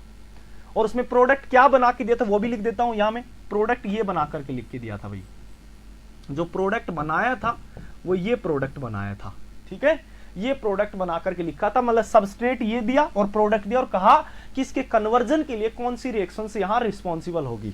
ठीक है, तो देखो यहां हम देख लेते हैं भाई एक एक रिएक्शंस को। देखो सबसे पहले ये हमें समझ गए हैं कि ये डाइमाइड रिएक्शंस है, क्योंकि यहां मैं पहले ही बता दिया है कि कभी भी वो N2H2 लेकर लिख करके नहीं देगा। क्यों? क्योंकि वो नॉर्मल कंडीशंस के ऊपर स्टेबल नहीं होता है। तो जिसका फॉर्मेशन होता है उन 3 मेथड्स होते हैं जिसके फॉर्मेशन से वो तीनों मेथड मैंने लिखवा दिए हैं। उन तीनों मेथड से हमें देखो यहां से एक चीज तो समझ में आ गई कि ये 2 एल्कीन है, तो इस 2 एल्कीन के अंदर अगर मैं यहां चेक करूं कि कौन सा ज्यादा सिमेट्रिकल एल्कीन है, या मैं कहूं जितना कम कॉन्जुगेशन होगा उस एल्कीन में उतनी जल्दी रिड्यूस होगी। देखो यहां जो होगा ये अपना लोन पेयर भी डोनेट करेगा, बताओ इधर से ये भी पाई इलेक्ट्रॉन खींच रहा होगा, तो इसके साथ बताओ ये कॉन्जुगेशन में कम होगी। ये दोनों, तो ये जो एल्कीन है दोनों तरफ से कॉन्जुगेशन में है, मतलब ये ज्यादा क्या है, अनसिमेट्रिकल है। ये सिमेट्रिकल होगी ज्यादा, क्योंकि यहां आपका एक कार्बोनिल है वो भी क्या कर रहा है, बहुत कम यहां इलेक्ट्रॉन खींच रहा है, सबसे ज्यादा तो इससे विड्रॉ करेगा। तो इसका मतलब यहां ज्यादा यहां अनसिमेट्रिकल एल्कीन है ये। तो हम क्या कहेंगे, ए एल्कीन है वो रिड्यूस हो जाएगी बी के कंपैरिजन, क्योंकि हमेशा मैंने बताया था यहां सिलेक्टिविटी की बात होती है भाई, हमेशा किसकी बात होती है, सिलेक्टिविटी की। तो सिलेक्टिविटी पे ज्यादा फोकस करना है, तो ये आपका फाइनल प्रोडक्ट हो जाएगा। इसमें बात करते हैं, देखो इसमें आपके पास 2 एल्कीन है। ये एल्कीन जो है ये क्या है, सिस एल्कीन है। ये क्या है, सिस एल्कीन। ये एल्कीन जो है ये क्या है, ट्रांस एल्कीन है। ये क्या है, ट्रांस, ये भी ट्रांस ही है। तो इसका मतलब मैंने कहा था सिस और ट्रांस कंपैरिजन में ट्रांस एल्कीन जो होती है वो पहले रिड्यूस होगी। तो हम क्या करेंगे, ट्रांस जो एल्कीन है उसको रिड्यूस कर देंगे, बताओ ट्रांस एल्कीन होगी उसको रिड्यूस कर देंगे, सिस को छोड़ देंगे। ठीक है, नेक्स्ट क्वेश्चन की बात करते हैं। यहाँ ए और बी, देखो ये मोर सब्स्टिट्यूट एल्कीन है, ये आपकी लेस सब्स्टिट्यूट है। जो भी लेस सब्स्टिट्यूट एल्कीन होगी जिसपे मिनिमम एल्काइल ग्रुप जुड़े रहेंगे वो रिड्यूस होगी। सबसे जो ज्यादा इंपॉर्टेंट होता है वो सिलेक्टिविटी में, बार बार कह रहा हूं भाई सिलेक्टिविटी पे ज्यादा फोकस करना है, क्योंकि एग्जामिनर जो होता है वो सिलेक्टिविटी से ही क्वेश्चन पूछता है। ठीक है, इसकी बात करते हैं। देखो ये क्वेश्चंस मैंने कहा नेट के एग्जाम में पूछ चुका है। तो देखो सबसे पहले तो रिएक्शन बता ही चुका हूं कि रोज बेंगोल रिएक्शंस है, और रोज बेंगोल रिएक्शंस होगी तो यहां देखो ये पाई बॉन्ड, यहां रेडिकल और यहां रेडिकल, और ऑक्सीजन जो होगा वो ये रेडिकल। ठीक है, और यहां लाइट की प्रेजेंस में होगी तो 4+2 साइक्लो एडिशन हो जाएगा। ठीक है, ये रेडिकल और ये रेडिकल के बीच में कपलिंग होगी, इसके और इसके बीच में कपलिंग हो जाएगी।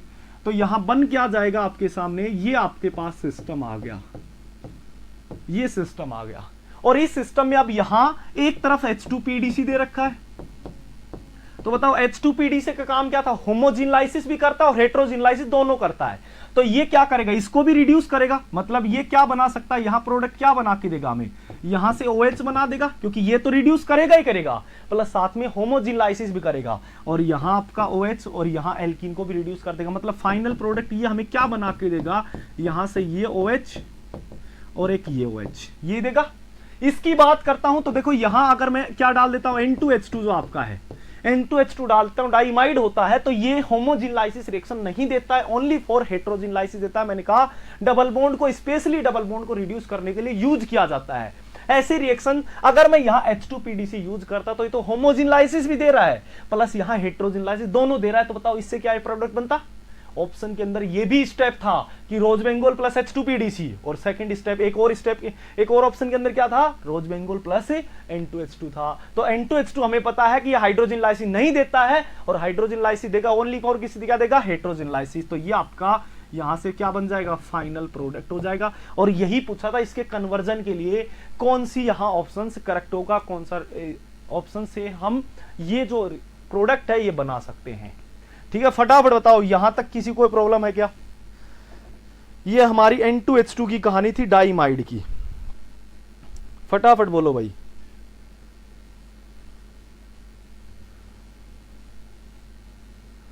फोर्टीन नंबर स्लाइड, ये लो भाई 14 नंबर स्लाइड, 14 नंबर स्लाइड। ठीक है, फटाफट बोलो भाई। आगे बढ़े, बताओ आगे बढ़े क्या?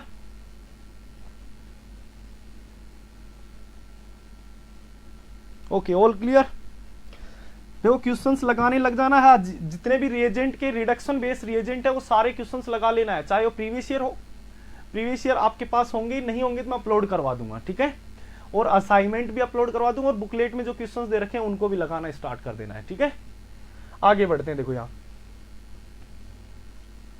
देखो नेक्स्ट टॉपिक की बात करते हैं। ये हमारा हाइड्रोजन बेस्ड जो H2 बेस्ड रिएजेंट था, जितना था वो हमने कंप्लीट कर लिया, इतना ही था नेट के पॉइंट ऑफ व्यू से बात करो, और जेएम के होते हो ही चुका है, ठीक है। अब हमारे पास जो फोर्थ टाइप था, मैंने कहा था रिडक्शन बेस्ड जो रिएजेंट होते हैं 4 टाइप के हमें पढ़ने होते हैं। एक तो हाइड्राइड बेस्ड रिएजेंट, दूसरे आपके H2 बेस्ड रिएजेंट, और तीसरे यहाँ इलेक्ट्रॉन ट्रांसफर बेस्ड, और फोर्थ जो थे वो क्या थे, डीऑक्सीजनेशन बेस्ड रिएजेंट, मतलब ऑक्सीजन का रिमूवल, वो बेस्ड रिएजेंट की कहानी थी। तो हमारे पास 3 रिएजेंट हमने कंप्लीट कर लिए, 3 टाइप के जो रिडक्शन बेस्ड रिएजेंट थे वो कंप्लीट कर लिए। फोर्थ टाइप का कौन सा था आपके पास, यहाँ डीऑक्सीजनेशन बेस्ड रिएजेंट। तो देखो डीऑक्सीजनेशन बेस्ड रिएजेंट में मैंने पिछली क्लास में बताया था 3 टाइप से हम यहाँ डीऑक्सीजनेशन कर सकते हैं। एक तो यहाँ वुल्फ किस्नर बताया था मैंने, वुल्फ किस्नर मतलब हाइड्रोजन एंड उसके डेरिवेटिव्स,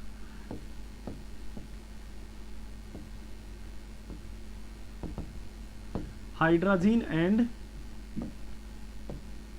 देयर डेरिवेटिव्स।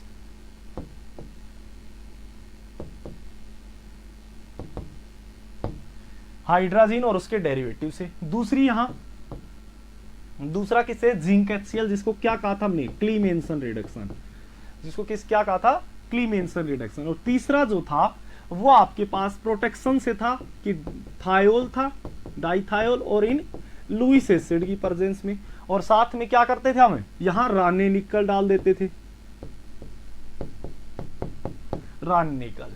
ये आपके पास 3 टाइप के रिएजेंट थे जिससे हम किसी भी एल्डिहाइड या कीटोन को, ऑक्सीजन को हटा पाते थे, ठीक है। तो उसमें से हमने काफी हद तक हमने कंप्लीट कर लिया था। हमने ये प्रोटेक्शंस के अंदर पढ़ लिया था, हमने ये कहां पढ़ लिया था, प्रोटेक्शंस के अंदर, इसकी कहानी। ये आपका क्लीमेंसन रिडक्शन था, ये भी पिछली क्लास में हमने देख लिया था। और तीसरा यहाँ हाइड्रोजन से रिलेटेड जो वुल्फ किस्नर था वो भी हमने कंप्लीट कर लिया था। अब जो कहानी बची थी वो कौन सी थी, यहाँ उनके डेरिवेटिव्स की बात बची थी। ये उनके डेरिवेटिव्स जो थे, किसके, हाइड्रोजन के जो डेरिवेटिव्स थे उनकी कहानी बची थी। तो हाइड्रोजन के डेरिवेटिव्स की अगर बात करें तो उसी के रिलेटेड ही हमें यहाँ डीऑक्सीजनेशन जो पॉइंट हमारे बचे हुए थे वही बात करनी है।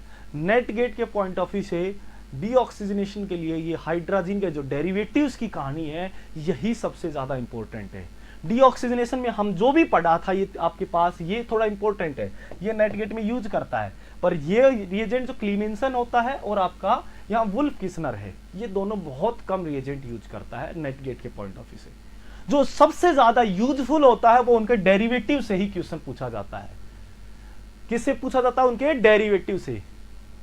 डेरिवेटिव से यहां क्या क्या होगा, देखो डेरिवेटिव्स नॉर्मली जो यूज किया जाता है वो डेरिवेटिव्स होता है आपका NH2, NH और TS, ये डेरिवेटिव यूज किया जाता है। इसका मतलब NH2 क्या है, हाइड्रोजन, और हाइड्रोजन के साथ जो TS लगा हुआ है ये डेरिवेटिव्स इसका यूज किया जाता है। TS क्या है, टोसाइलेट। अब देखो इसकी जो कहानी है हाइड्रोजन के डेरिवेटिव्स की, वो घूम फिर के 3 ही पॉइंट के ऊपर आकर के रुक जाती है। 3 पॉइंट क्या क्या होंगे आपके, 3 टाइप की मतलब रिएक्शन दे सकता है ये। 3 टाइप की रिएक्शंस कैसी होंगी, ये आपका हाइड्रोजन का डेरिवेटिव तो रहेगा ही रहेगा इनके साथ, प्लस इनके साथ और क्या क्या मिल सकता है, और 3 कंडीशन मिल सकती हैं। या तो कोई ऑर्गेनिक आपके पास बेस की तरह, जैसे NaOMe मिल गया, NaOH मिल गया, इस टाइप से KOH मिल गया, इस टाइप से आपके पास कोई भी नॉर्मल जो इतना स्ट्रॉन्ग नहीं, मीडियम जो बेस होता है वो यूज मिल सकता है उसका, ठीक है। जो भी आपके पास NaOMe हुआ, NaOH हुआ, KOH हुआ, एटसेट्रा, ठीक है। दूसरा आपके पास यहां क्या हो सकता है, कोई स्ट्रॉन्ग बेस मिल सकता है। इसके साथ जो हाइड्रोजन डेरिवेटिव होता है, ध्यान से समझ लेना, हर दूसरे पेपर में इन तीनों में से कोई एक रिएजेंट गिवन होता है। हर दूसरे पेपर में इन तीनों में से पूछ ही लेता है। यहां दूसरा क्या किया जाता है, स्ट्रॉन्ग बेस यूज किया जाता है, और उसमें मोस्ट जो कॉमन रिएजेंट यूज करता है वो NBULI रिएजेंट यूज करता है। NBULI मैंने कहा स्ट्रॉन्ग बेस, यहां स्ट्रॉन्ग बेस नहीं, नॉर्मल बेस। यूज करता है, यहाँ स्ट्रॉन्ग बेस यूज करता है, और मोस्ट कॉमन जो रिएजेंट यूज करता है वो NaBlI 2 इक्विवेलेंट लिख करके देता है, 2 इक्विवेलेंट यूज करता है। और तीसरा जो रिएजेंट होता है वो रिएजेंट या तो NaBH3CN होगा, या फिर क्या होगा उसके साथ NaBH4 होगा। इन तीन रिएजेंट के साथ ये आपका हाइड्रोजन डेरिवेटिव लिखा हुआ होगा। जैसे ही आपके ये रिएजेंट चेंज होंगे वैसे ही रिएक्शन चेंज हो जाएगी। और क्या क्या रिएक्शन में क्या चेंज आएगा, क्या क्या नाम भी तक चेंज हो जाते हैं। इस रिएक्शंस को बोला जाता है बॉम्फोर्ड स्टीवंस रिएक्शंस।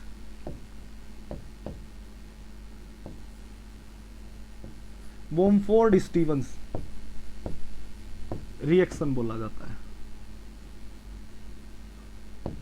बॉम्फोर्ड स्टीवंस रिएक्शन कहा जाता है। क्या क्या होगा, आपके पास हाइड्रोजन डेरिवेटिव होगा, और आपके पास यहां कोई NaMe मिल गया, KOH मिलेगा या NaOH, इन्हीं तीनों में से मोस्ट कॉमन दिया जाता है।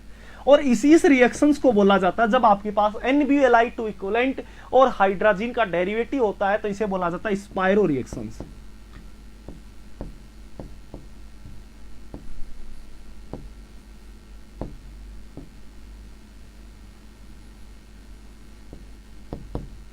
ठीक है, ये आपके पास रिएक्शंस बोला जाता है। और ये इसका कोई मोस्ट कितना कोई नॉर्मल नेम होता नहीं है, तो ये आपके पास तीन ही रिएक्शंस होती हैं, बॉम्फोर्ड स्टीवंस, स्पाइरो रिएक्शंस और आपके पास ये रिएक्शंस। ये तीन टाइप के रिएजेंट इर्द गिर्द घूमते रहते हैं हाइड्रोजन के डेरिवेटिव्स के साथ। ठीक है, हमें लगता था कि यहाँ वुल्फ किस्नर हो रही होगी हाइड्रोजन का दिखते ही, तो कभी हाइड्रोजन डेरिवेटिव दिख जाए तो ये मत सोचना वुल्फ किस्नर हो रही है। ठीक है, कैसे इसके एक एक करके तीनों पॉइंट समझते हैं। सबसे पहले शुरुआत करते हैं बॉम्फोर्ड की। बॉम्फोर्ड रखा इसने तो, बॉम्फोर्ड स्टीवंस।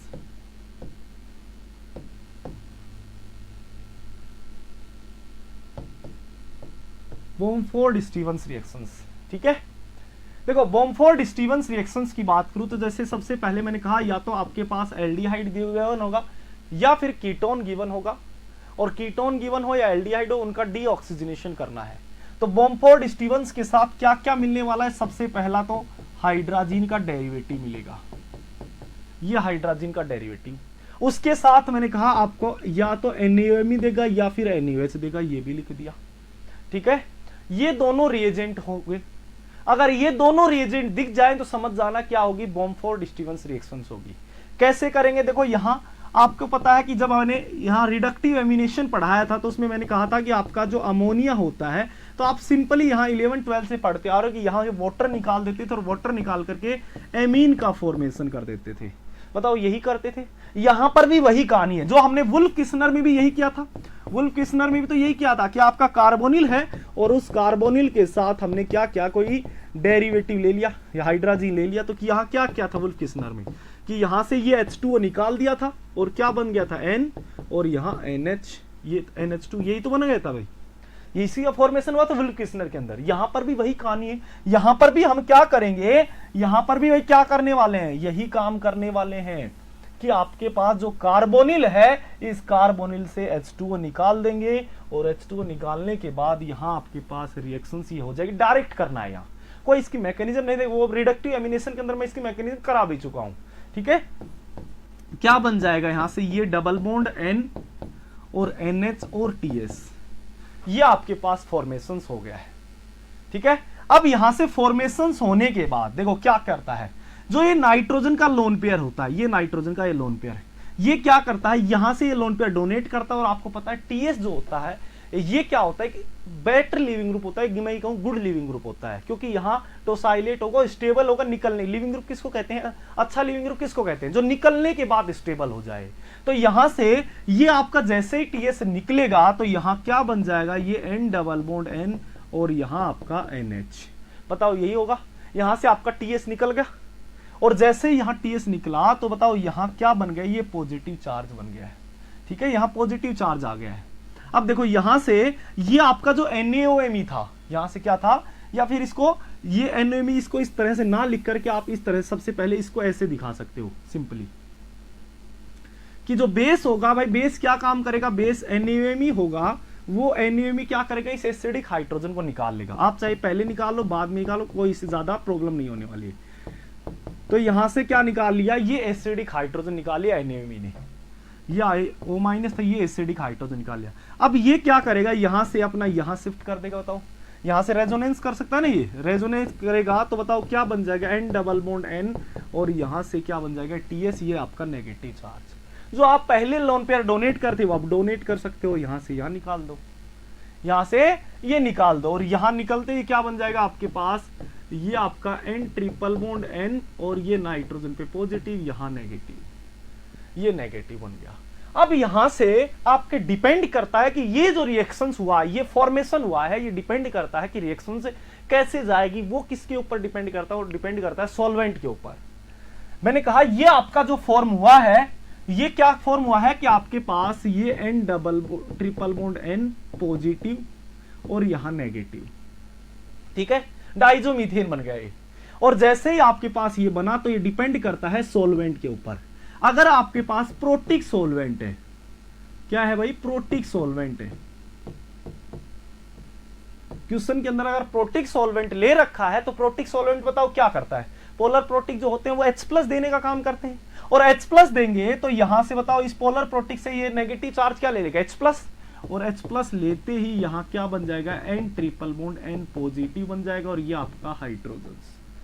और आपको पता है जो N2 होता है वो एक बेटर लिविंग ग्रुप होता है, N2 जो होता है वो क्या होता है, एक बेटर लिविंग ग्रुप होता है। तो यहां से ये N2 गैस की फॉर्म में बाहर हो जाएगा, और N2 फॉर्म की बाहर होगा तो यहां क्या छोड़ के जाएगा, कार्ब केटायन। इसका मतलब अगर आप प्रोटिक सॉल्वेंट लेते हो तो यहां कार्ब केटायन के थ्रू मैकेनिज्म होगी, मतलब यहां क्या होगा, आयनिक मैकेनिज्म होगी। और जैसे यहां कार्ब केटायन बन गया, अब क्या करेगा, अब यहां से क्या होगा, आपका एलिमिनेशन हो जाता है, क्योंकि न्यूक्लियोफाइल है नहीं कार्ब केटायन के अंदर। अगर मैंने पढ़ा है तो तुमने देखा होगा कि कार्ब केटायन, जब भी कार्ब केटायन का फॉर्मेशन होता है तो या तो वो न्यूक्लियोफाइल अगर सॉल्यूशन के अंदर है तो न्यूक्लियोफाइल अटैक कर देता है, अगर न्यूक्लियोफाइल नहीं है तो वहां से एलिमिनेशन हो जाता है। और यहां से क्या हो जाता है, एलिमिनेशन, ये अपने इलेक्ट्रॉन सिग्मा बॉन्ड की इलेक्ट्रॉन देकर के निकल जाता है, और यहां क्या बन जाता है, एल्कीन का फॉर्मेशन हो जाता है। तो ये जो रिएक्शंस हुई है, कौन सी रिएक्शन हुई है, आयनिक मैकेनिज्म की कार्ब केटायन बना है। अगर मान लेता हूं दूसरे केस में, इसी में ही दूसरा केस क्या होता है, एप्रोटिक सॉल्वेंट यूज करता हूं। अगर एप्रोटिक सॉल्वेंट दे रखा है, क्या दे रखा है, अगर एप्रोटिक सॉल्वेंट दे रखा है तो एप्रोटिक सॉल्वेंट गिवन होगा तो यहां कार्बीन के थ्रू मैकेनिज्म होती है। यहां से क्या होगी, मैकेनिज्म जो होगी वो किसके थ्रू होगी भाई, कार्बीन के थ्रू, कार्बीन के थ्रू मैकेनिज्म होगी। यहां किसके थ्रू हुई थी, कार्ब केटायन या मैं कहूं आयनिक मैकेनिज्म हुई थी। तो यहां देखो कैसे कार्बीन के थ्रू होगी, देखो ये क्या करता है, ये N2, क्योंकि यहां प्रोटिक सॉल्वेंट तो है नहीं कि ये नेगेटिव चार्ज H+ ले सके, H+ तो ले नहीं सकता क्योंकि है ही नहीं सॉल्यूशन के अंदर। तो ये N2 आपको ये तो पता है कि एक अच्छा लिविंग ग्रुप है, N2 एक बेटर लिविंग ग्रुप है, और N2 अगर बेटर लिविंग ग्रुप होगा तो ये अपने दोनों के दोनों इलेक्ट्रॉन लेके निकलता है। बताओ देखो यहां से निकला था तो यहां कार्ब केटायन छोड़ गया था, तो यहां से ये दोनों इलेक्ट्रॉन अगर लेके निकलेगा तो बताओ ये बन गया, यहां बताओ क्या छोड़ रह गया, नेगेटिव आपके पास था, तो 2 इलेक्ट्रॉन बचे हुए थे, तो ये क्या बन जाती है, कार्बीन का फॉर्मेशन हो जाता है। किसका फॉर्मेशन हो जाता है, कार्बीन का। ये आपकी क्या बन गई, कार्बीन, कार्बीन बन गई। और कार्बीन बनने के बाद अब याद करो, मैंने जब पेरिसाइक्लिक पढ़ाया था तो उसमें सल्फर इलाइड या ऑक्सीजन इलाइड या नाइट्रोजन इलाइड का फॉर्मेशन करवाया था।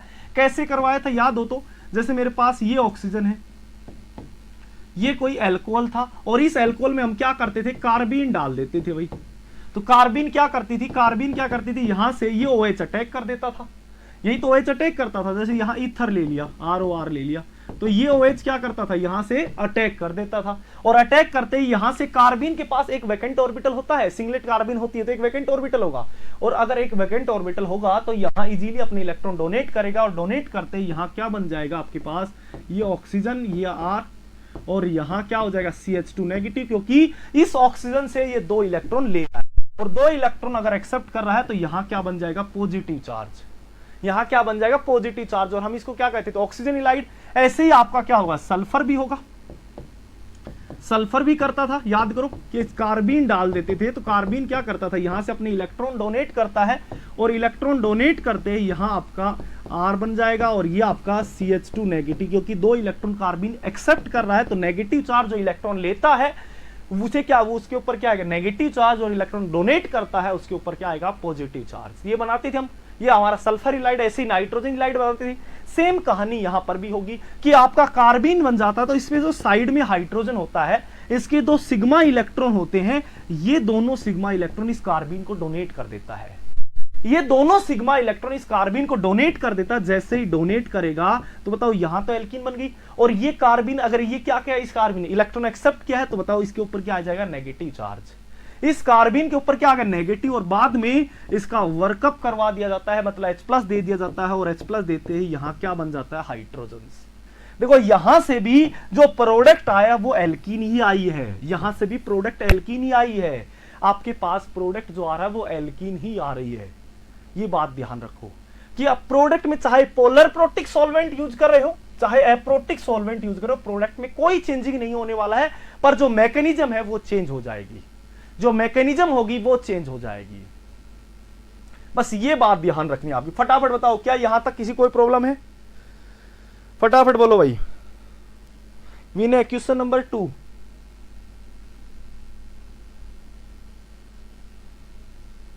क्वेश्चन नंबर 2 की बात करते हैं। देखो क्वेश्चन नंबर 2 में अभी बताया था विनय कि मैंने कहा था ट्रांस और कैरेक्टरिस्टिक में लिखवाया था, ट्रांस होती है कोई एल्कीन और सिस एल्कीन होती है, तो हमेशा ट्रांस एल्कीन जो होती है वो पहले रिड्यूस होती है।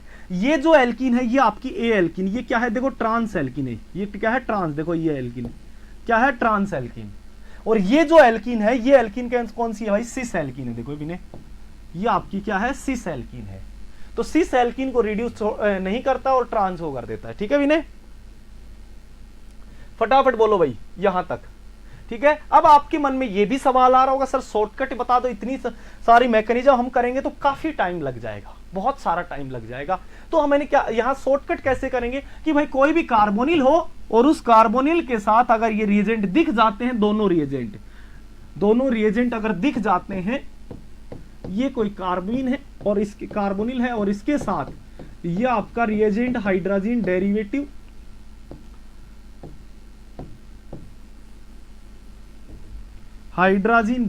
अगर दिख जाता है, और उसके साथ जो मोस्ट कॉमन रिएजेंट ले लिया जाता है, या तो NaOH या NaOH देता है, ये दोनों रिएजेंट दिख जाते हैं, तो इस ऑक्सीजन को हटा देना है और इसकी जगह क्या लगा देना है, यहां एल्कीन लगा देना है। याद करो कि वहां क्या बना रहे थे, अगर हाइड्रोजन के साथ मान ले NaOH दे रखा, हाइड्रोजन के साथ NaOH दे रखा है या NaOH दे रखा है, तो यहां तो बताओ क्या बनता था, यहां कोई एल्कीन नहीं आती थी, यहां आपके पास ओनली फॉर दो हाइड्रोजन उड़ता है, यहां एक एक्स्ट्रा एल्कीन आ जाती है। ध्यान रखना, देखो चेंज हो गया है। ये आपका कौन सा रिएजेंट है, वुल्फ-किस्नर। ये रिएजेंट कौन सी रिएक्शन है, बॉम्फोर्ड-स्टीवंस रिएक्शन। इसमें एल्कीन बना देना है और इसमें यहां सिंपल जैसे आपके पास एल्केन बना के आ जाना है, सिंपल एल्केन बना देना है। अब हम बात करते हैं, इसी में थोड़ा सा और डिफिकल्ट क्वेश्चन बनाते हैं। अगर मान लो जो कार्बोनिल कंपाउंड है उनकी दोनों तरफ अनसिमेट्रिकल स्पीसीज आ जाए, तो हम कैसे पता करेंगे कि कौन सा मेरा मेजर एल्कीन बनेगा, कौन सी मेजर एल्कीन बनेगा। देखो यहां अगर मान लो आपके पास कुछ ये इस टाइप का कोई सिस्टम आ जाए,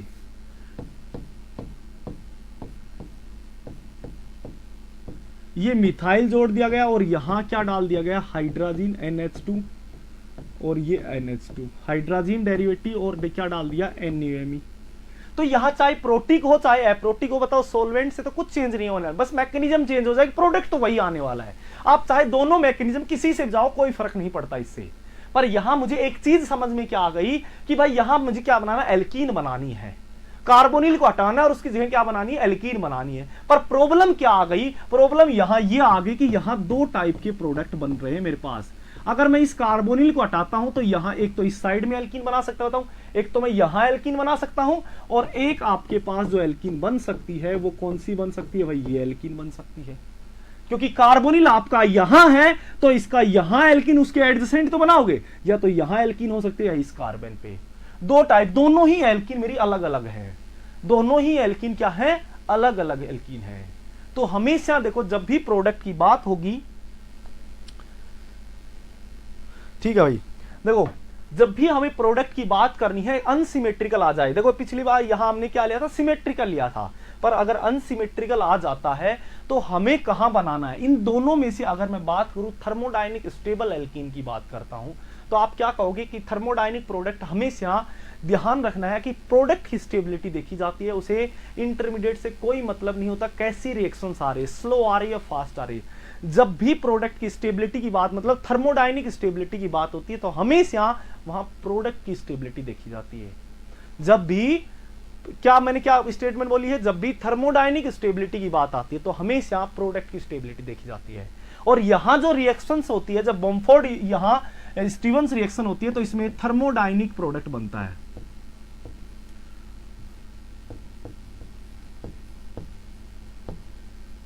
थर्मोडायनिक प्रोडक्ट का फॉर्मेशन होता है, ठीक है, हमेशा थर्मोडायनिक। आप कहोगे क्यों होगा, आप रिएक्शन काइनेटिक से भी देख लो भाई, काइनेटिक से भी वही बनने वाला है, क्योंकि यहां या तो कार्बोकेटाइन के थ्रू एक मैकेनिज्म होगी या किसके थ्रू होगी, कार्बीन के थ्रू। और कार्बीन और कार्बोकेटाइन कहां बनना पसंद करेंगे, जहां ज्यादा स्टेबल क्या बन रहा होगा भाई, एल्कीन बन रही होगी, मतलब ज्यादा स्टेबल क्या बनेगा, कार्बोकेटाइन या कार्बीन बन रहा होगा। तो यहां पर जो रिएक्शंस होगी वो किसकी तरफ जाएगी, मोर सब्स्टिट्यूटेड की तरफ, ताकि वो भी इंटरमीडिएट भी हमारा स्टेबल हो सके। यहां देखो थर्मोडायनिक स्टेबिलिटी की जब भी बात करते हैं तो मैंने कहा हमेशा ऑलवेज प्रोडक्ट की स्टेबिलिटी देखेंगे। और प्रोडक्ट की स्टेबिलिटी कैसे चेक करते हैं, पॉइंट नोट कर लेना भाई। थर्मोडायनिक प्रोडक्ट कैसे देखते हैं, सबसे पहला पॉइंट क्या देखा जाता है कि चार्ज चेक किया जाता है कि कहीं चार्ज तो नहीं है। तो जी चार्ज चेक किया, जिसके पास मिनिमम चार्ज होगा वो थर्मोडायनिकली ज्यादा स्टेबल प्रोडक्ट होता है। जितना मिनिमम चार्ज होगा थर्मोडायनिक, वो उतना ही ज्यादा स्टेबल प्रोडक्ट होगा। सेकंड, वहां ऑक्टेट की बात होती है कि जिसका ऑक्टेट कंप्लीट होगा वो उतना ही ज्यादा थर्मोडायनिक स्टेबल प्रोडक्ट होगा। थर्ड, रेजोनेंस की बात करेंगे, जितना ज्यादा रेजोनेंस स्टेबलाइज मेरे पास कंपाउंड रहेगा वो उतना ही ज्यादा स्टेबल होगा। फोर्थ, हाइपर कॉन्जुगेशन की बात होती है। और फिफ्थ होती है स्टेरिक क्राउडिंग की या स्टेरिक हिंड्रेंस की। ये 5 पॉइंट के बेसिस पे सीक्वेंस वाइज यूज करना है इसको। इन 5 प्रोडक्ट के इन 5 पॉइंट के बेसिस पे हम क्या करते हैं, थर्मोडायनिक स्टेबिलिटी पता करते हैं। यहां देखो जो फोर्थ पॉइंट आपका हाइपर कॉन्जुगेशन, वो क्या कर रहा है, यहां एक्सप्लेन कर रहा है। हाइपर कॉन्जुगेशन मैंने बताया था क्या होता है, किसी भी आपके पास p ऑर्बिटल के बगल में क्या होना चाहिए, sp3 कार्बन होना चाहिए। और उस sp3 कार्बन पे जितने भी हाइड्रोजन्स होंगे वो सभी के सभी हाइपर कॉन्जुगेशन में पार्टिसिपेट करेंगे। तो यहां देखो ये अल्फा कार्बन, ये अल्फा कार्बन, ये अल्फा, तो 2 4 और 3 7, यहां 7 अल्फा हाइड्रोजन है। और यहां कितने हैं, ये अल्फा कार्बन और ये अल्फा कार्बन, 2 + 1, यहां 3 अल्फा हाइड्रोजन है। इसका मतलब ये आपका थर्मोडायनेमिकली स्टेबल प्रोडक्ट होगा, तो यही क्या बनने वाला, मेजर प्रोडक्ट बनेगा। तो जो ध्यान रखना है, जो प्रोडक्ट के अंदर मोर सब्स्टिट्यूटेड जो एल्कीन बनती है प्रोडक्ट में, वो एल्कीन आप प्रीफर करोगे, वो थर्मोडायनेमिकली ज्यादा स्टेबल होती है। तो यहां नोट कर लेना, अगर अनसिमेट्रिकल आ जाता है मेरे पास कार्बोनिल जैसे इस टाइप का, अगर अनसिमेट्रिकल आ जाता है तो हम उसकी तरफ बनाएंगे आपके पास एल्कीन जो क्या हो, मोर सब्स्टिट्यूटेड एल्कीन बनती है, वो एल्कीन हमारी मेजर एल्कीन बनेगी। जैसे एक एग्जांपल ले लेते हैं कि आपके पास ये कोई एग्जांपल ले लिया, जैसे सिंपल, ठीक है, ये आपके पास कोई एग्जांपल ले लिया और इसमें के साथ वही रिएक्शंस कि आपके पास TS NH और NH2 और यहां NaOMe डाल दिया और आपको कहा जाए कि प्रोडक्ट बनाओ। तो देखो यहां अगर मेरे पास एक तो यहां एल्कीन बना सकता हूं कि ये, तो ये मेरी क्या होगी, लेस सब्स्टिट्यूटेड साइट होगी, लेस सब्स्टिट्यूटेड साइट है। ये क्या होगी, मोर सब्स्टिट्यूटेड साइट है, मोर सब्स्टिट्यूटेड साइट है। तो हमेशा जो प्रोडक्ट बनेगा, वो जो एल्कीन बनाओगे वो किसकी तरफ बनाओगे भाई, मोर सब्स्टिट्यूटेड एल्कीन बनाओगे। ये आपका फाइनल प्रोडक्ट बन जाएगा, मोर सब्स्टिट्यूटेड एल्कीन बन जाएगी। बताओ यहां तक सभी का क्लियर है क्या, फटाफट सभी बोलेंगे भाई, बताओ सभी का क्लियर है क्या, किसी को कोई प्रॉब्लम तो नहीं है, फटाफट बोलो भाई, किसी को कोई प्रॉब्लम तो नहीं है, फटाफट बोलो। सुनीत, विनीत, पिंकी, विनय, मनीषा, शालिनी, सूर्यांश, विनीत, विनय, फटाफट बोलो भाई, बताओ सभी का क्लियर है। ओके शालिनी, बताओ कोई प्रॉब्लम तो नहीं है, फटाफट बोलो भाई, हमें 2 रिएक्शंस और करवानी है, ठीक है। देखो भाई नेक्स्ट रिएक्शंस की बात करते हैं, नेक्स्ट स्पीरियर रिएक्शंस। ये रिएक्शन सभी क्लियर है, ठीक है।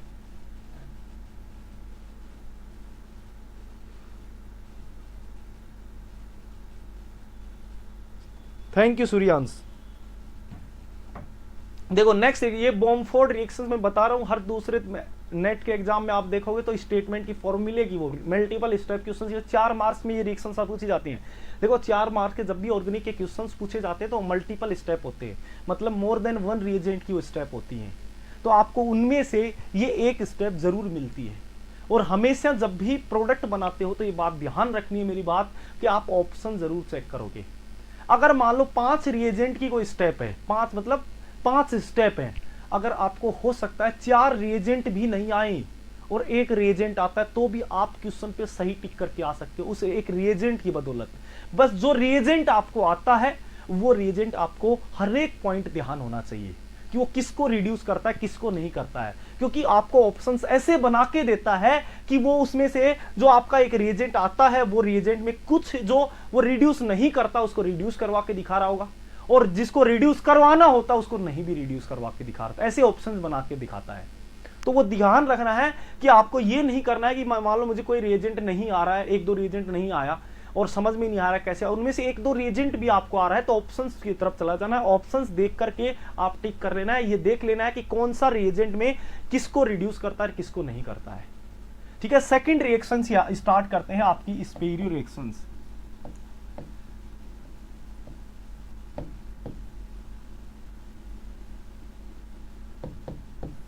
ठीक है, इस रिएक्शंस की बात करते हैं। देखो इस रिएक्शंस में मैंने क्या कहा, रिएजेंट क्या होगा, तो यहां मैंने कहा आपके पास हाइड्रोजन डेरिवेटिव होगा NH2 NH और TS, ये आपका हाइड्रोजन डेरिवेटिव होगा। दूसरा इसके साथ क्या मिलेगा आपको, 2 इक्विवेलेंट दिया होगा NaBuLi, 2 इक्विवेलेंट दिया हुआ होगा NaBuLi, ये रिएजेंट आपको गिवन होगा। देखते ही समझ जाना है कौन सी रिएक्शन है ये।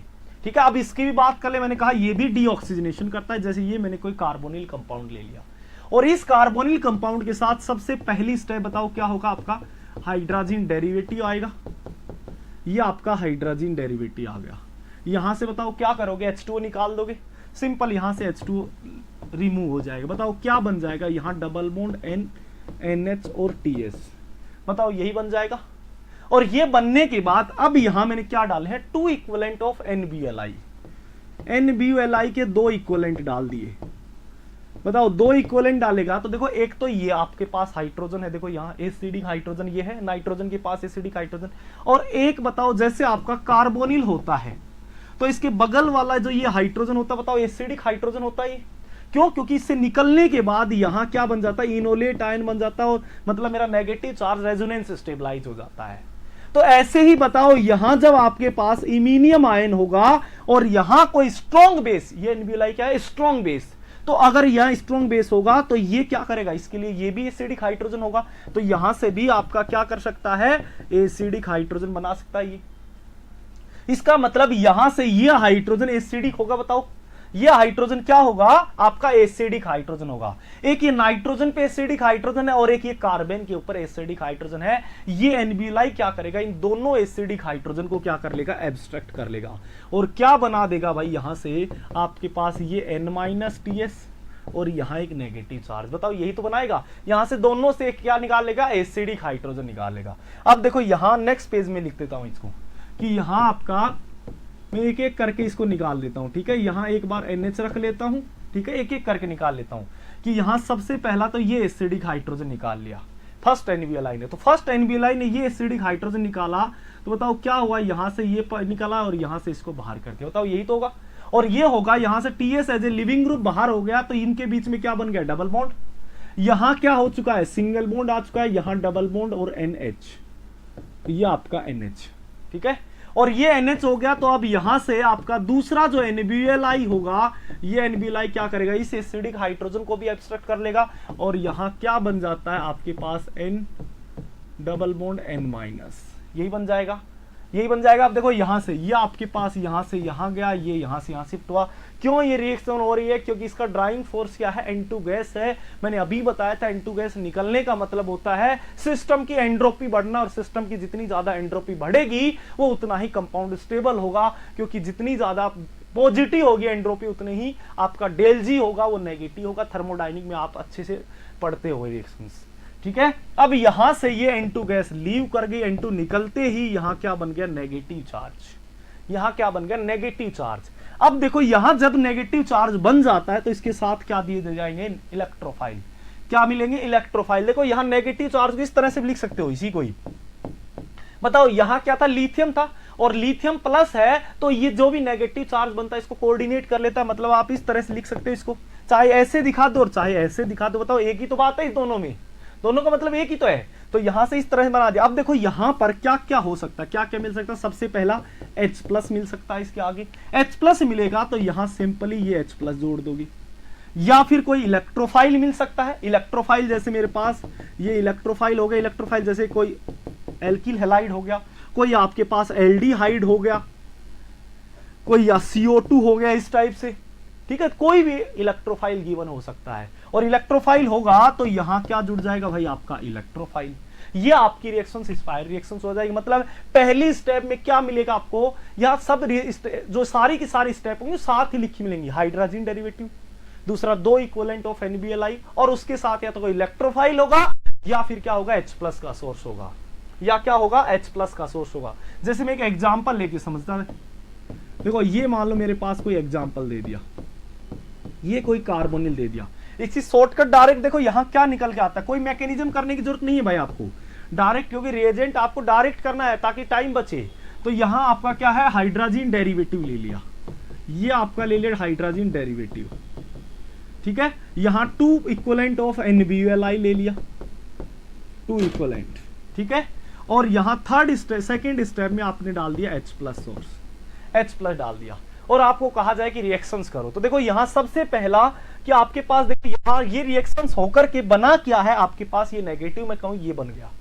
तो इसका मतलब आपको जो कार्बोनिल था, अभी तक क्या कर रहे थे आप, जो अभी तक कौन सी बॉम्बार्ड के अंदर क्या था कि उसके बगल में ऑक्सीजन को हटा देना है और उसके साथ क्या बना देना है, एल्कीन बना देनी है। वही काम यहां पर करना है, कोई चेंजिंग नहीं करना। उसके बगल में क्या कर देना है, आपका डबल बॉन्ड बना देना। या तो आप इसको नेगेटिव से रिप्रेजेंट कर दो, या ऐसे रिप्रेजेंट करके लिख दो, या फिर इसको इस तरह से रिप्रेजेंट कर दो, ये नेगेटिव, ठीक है। इस तरह से इसको रिप्रेजेंट कर दो, यानी ये नेगेटिव, ये लिथियम पॉजिटिव, इस तरह से। अब यहां सेकंड स्टेप में क्या डाल रखा है, H+, तो H+ लेकर के ये बन जाएगा आपका, ये फाइनल हो जाएगा। मतलब यहां पर भी आपको बस डायरेक्ट ये बना देना है, और फिर देखना है सेकंड स्टेप में कहीं कोई इलेक्ट्रोफाइल तो नहीं दे रखा, या फिर कोई H+ तो नहीं दे रखा है।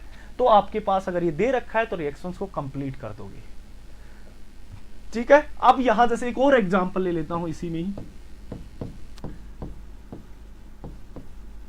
ये एग्जांपल ले लिया, और ये एग्जांपल के साथ जैसे यहां NH2NH डाल दिया, सेकंड यहां उसके साथ 2 इक्विवेलेंट NBLI के साथ 2 इक्विवेलेंट ये आपके पास डाल दिया, ठीक है। 2 इक्विवेलेंट ये सेकंड स्टेप में, और थर्ड स्टेप में आपके पास क्या डाल दिया, यहां CH3 आयोडीन डाल दिया, CH3 आयोडीन। तो देखो यहां 2 स्टेप से तो हमें क्या चीज समझ में आई कि यहां आप डायरेक्ट डबल बॉन्ड, इसके साइड में डबल बॉन्ड बनाओगे, यहां लिथियम जोड़ दोगे, यही बन गया। और सेकंड स्टेप में यहां कोई इलेक्ट्रोफाइल दे रखा है, तो इस इलेक्ट्रोफाइल के साथ जो ये नेगेटिव होगा ये अटैक करेगा SN2 रिएक्शंस, और यहां क्या जोड़ दोगे भाई, आपके पास CH3 ऐड कर दोगे, ये आपका फाइनल प्रोडक्ट हो जाएगा। अब कहानी इसी में थोड़ा और ट्विस्ट लाते हैं। ट्विस्ट क्या होगा कि अगर अनसिमेट्रिकल कोई कार्बोनिल आ जाए, मतलब यहां कोई सब्स्टिट्यूएंट आ जाए, तो दोनों तरफ बनने वाली एल्कीन अनसिमेट्रिकल बनेगी। तो अब यहां कौन सा प्रोडक्ट मेजर बनता है, यहां कौन सा प्रोडक्ट मेजर होगा, देखो ध्यान से समझ लेना इस चीज को। अगर मैं अनसिमेट्रिकल सिस्टम लेता हूं, अनसिमेट्रिकल, एक एक पॉइंट आपको बता रहा हूं, कोई भी पॉइंट मिस नहीं होना चाहिए, एक एक पॉइंट आपको भी ध्यान रखना है। जितनी मैं मेहनत कर रहा हूं उतनी आपको इतनी मेहनत करनी है। ऑर्गेनिक बहुत इजी हो जाएगा। मैंने कहा आपके पास 60-70% जो होता है, 50% तक तो नेम रिएक्शंस और रिएजेंट होती है मोस्टली कहानी। ये मान लो 50 क्या सिर्फ ज्यादा होती है, नेम रिएक्शन, रिएजेंट और पेरिसाइक्लिक, आधी से 70% ऑर्गेनिक कवर हो चुकी होती है। बस उसमें थोड़ा सा इंटरमीडिएट का रोल बचता है और फिर स्टीरियो बचती है।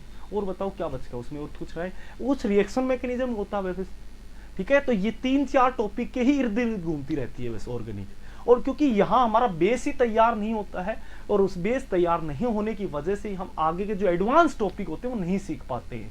और उनमें तो हर किसी में 1-2 क्वेश्चन पूछते हैं, यही मोस्टली पार्ट कवर करता है ऑर्गेनिक का।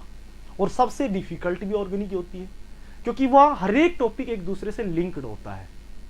अनसिमेट्रिकल, जैसे आपके पास ये सिस्टम दे दिया जाए भाई, ये सिस्टम दे दिया जाए और इस सिस्टम में यहां यही सेम स्टेप डाल दी जाए, यही सेम स्टेप, तो बताओ यहां सबसे पहले मैं यहां देखूंगा कि सबसे पहले जो मेरा प्रोडक्ट बनाऊंगा, अगर मैं डायरेक्ट बनाऊंगा तो बताओ यहां तो मैं एक तो एल्कीन ये बना सकता हूं, बताओ ये बना सकता हूं, और दूसरी क्या बना सकता हूं, दूसरा इस साइड में बना सकता हूं भाई, ये आपका लिथियम यहां पर। ये दोनों एल्कीन सिमेट्रिकल थोड़ी ना, अलग अलग एल्कीन, दोनों अलग अलग प्रोडक्ट है यहां।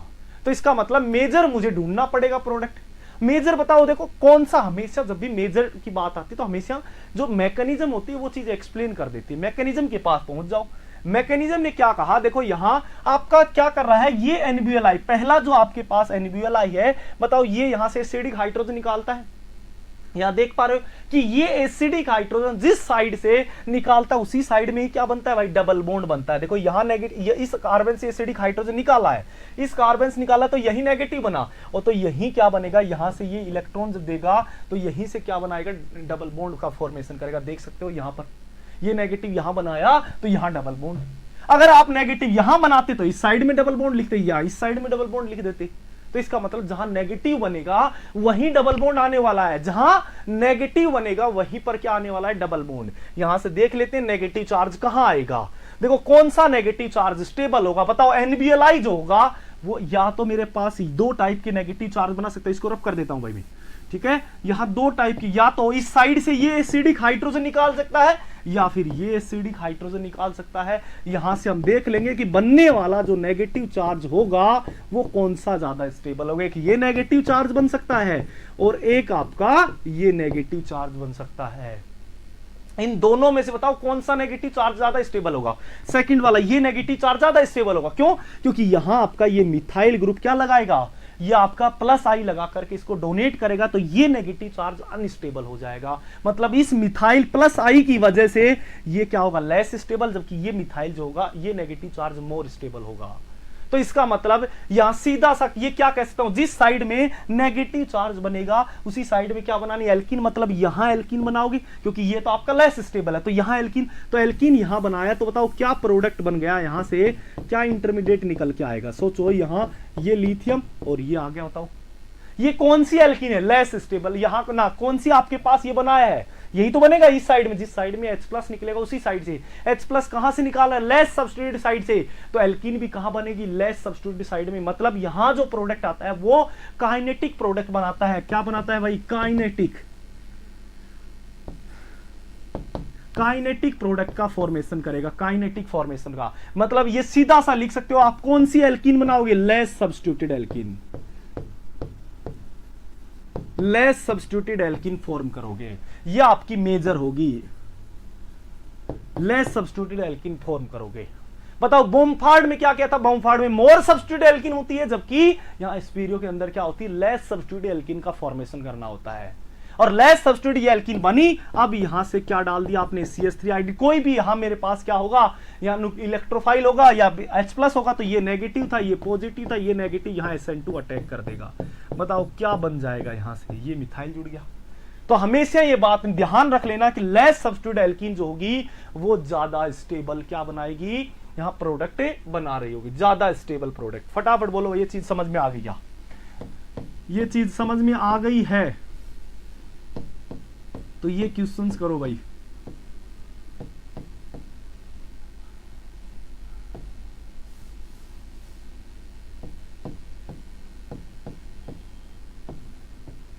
ये क्वेश्चंस करो फटाफट।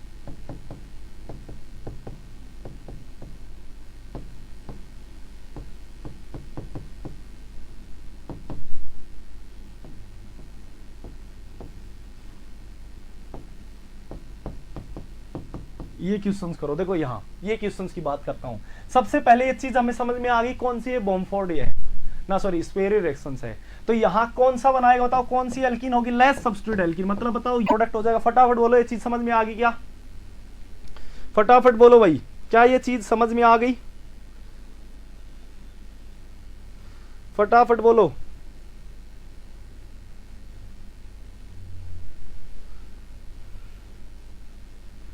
क्या ये चीज समझ में आ गई, सूर्यांश थैंक यू सूर्यांश। फटाफट बोलो भाई, क्या ये चीज समझ में आ गई? मोस्ट इंपोर्टेंट रिएजेंट है ये तीनों रिएजेंट जो मैं आज पढ़ा रहा हूं आज क्लास में, जो डीऑक्सीजनेशन के हैं, तीनों मोस्ट रिएजेंट है नेट गेट के पॉइंट ऑफ व्यू से। ठीक है, जो वुल्फ किसनर पढ़ा है या क्लीमेंसन पढ़ा है, जेम नेट गेट के पॉइंट ऑफ व्यू से इतना ज्यादा इंपॉर्टेंट नहीं है। ये नेट गेट के पॉइंट ऑफ व्यू से इतने ज्यादा इंपॉर्टेंट नहीं है। कौन से इंपॉर्टेंट है? तीनों रिएजेंट है, और तीनों रिएजेंट में बहुत ज्यादा कंफ्यूजन रहता है, कहीं पर कुछ बना देते हैं, कहीं पर कुछ बना देते हैं। ठीक है, ठीक है सूर्यांश, थैंक यू। आगे बढ़ते हैं। देखो नेक्स्ट जो हमारे पास तीसरा टाइप का रिएजेंट है, वो तीसरा कौन सा होगा? जैसे आपके पास क्या क्या रिएजेंट था, वो आपके हाइड्रोजन डेरिवेटिव। ठीक है, और उसके साथ क्या गिवन होगा? या तो NaBH4 गिवन होगा भाई, या फिर क्या गिवन होगा? NaBH3। इन दोनों में से कोई एक, या फिर NaBH3CN, या दोनों में से कोई एक रिएजेंट होगा। बताओ अभी तक दोनों उसके अंदर क्या किया था हमने? दोनों के अंदर क्या क्या था? डबल बॉन्ड, वहां कार्बोनिल हटाया और उसकी जगह डबल बॉन्ड लगा दिया। वुल्फ किसनर में क्या करते थे? वहां से कार्बोनिल हटाते थे, उनकी जगह हाइड्रोजन लगाते थे, डबल बॉन्ड नहीं लगाते थे। बस यही डिफरेंस है। शॉर्टकट करना आपको, यहाँ मैकेनिज्म याद जरूर रखना है। ये मैकेनिज्म याद रखने से आपको रिएजेंट भूलते नहीं है। बताओ कितनी बहुत सारे रिएजेंट है, तो कितने रिएजेंट हम याद रखें हर दिन? तो कुछ ना कुछ इसकी मैकेनिज्म इसलिए बताई जाती है ताकि उस रिएजेंट को समझो या फील करो कि कैसे रिएक्शंस हो रही है। बस आपको यहां लास्ट में आपको कंक्लूजन शॉर्टकट से ही चलना है। पेपर के अंदर मैकेनिज्म करते हुए नहीं बढ़ना है। पेपर के अंदर शॉर्टकट पता है, शॉर्टकट पे पहुंचो। अगर ये लगता है कि मैकेनिज्म से नहीं शॉर्टकट नहीं बना पा रहे हैं तो मैकेनिज्म को फॉलो करो, पर ऑप्शंस के साथ जरूर चलना है। जितनी ज्यादा प्रैक्टिस करो उतनी जल्दी पता कर लोगे ऑप्शन कौन सा करेक्ट होगा। देखो यहां बात करते हैं, इसमें भी सेम जैसे ये कार्बोनिल कंपाउंड ले लिया। सबसे पहला काम क्या होगा? ये आपका हाइड्रोजन डेरिवेटिव होगा, और ये हाइड्रोजन डेरिवेटिव के साथ यहां से आपका H2O लीव कर जाएगा, और H2O लीव कर गया तो बताओ क्या बन गया? N, यहां से NH और TS। बताओ ये फॉर्म हो जाएगा, यही तो फॉर्म होगा। अब देखो यहां पर क्या दे रखा है आपके पास? NaBH3CN या NaBH4। बताओ याद करो NaBH4 की कहानी की कुछ बातें। NaBH4 के अंदर मैंने सबसे पहला ही लिखवाया था इमीन या इमीनियम आयन। बताओ जब आपको उसके रिडक्शंस की बात की थी तो कहां तक रिड्यूस करता था? एक तो इमीन या इमीनियम आयन को बताओ रिड्यूस करता था, एल्डिहाइड को रिड्यूस करता था, एसाइल क्लोराइड को, एल्डिहाइड को NaBH यहां करता था, और किसको करता था? कीटोन तक। बताओ कीटोन तक रिडक्शन करता था, कहां तक करता था? कीटोन तक। और कीटोन तक अगर रिडक्शन कर रहा है, ये तो सबसे ज्यादा इलेक्ट्रोफिलिक होता था, तो इसको तो सबसे पहले रिड्यूस करता था।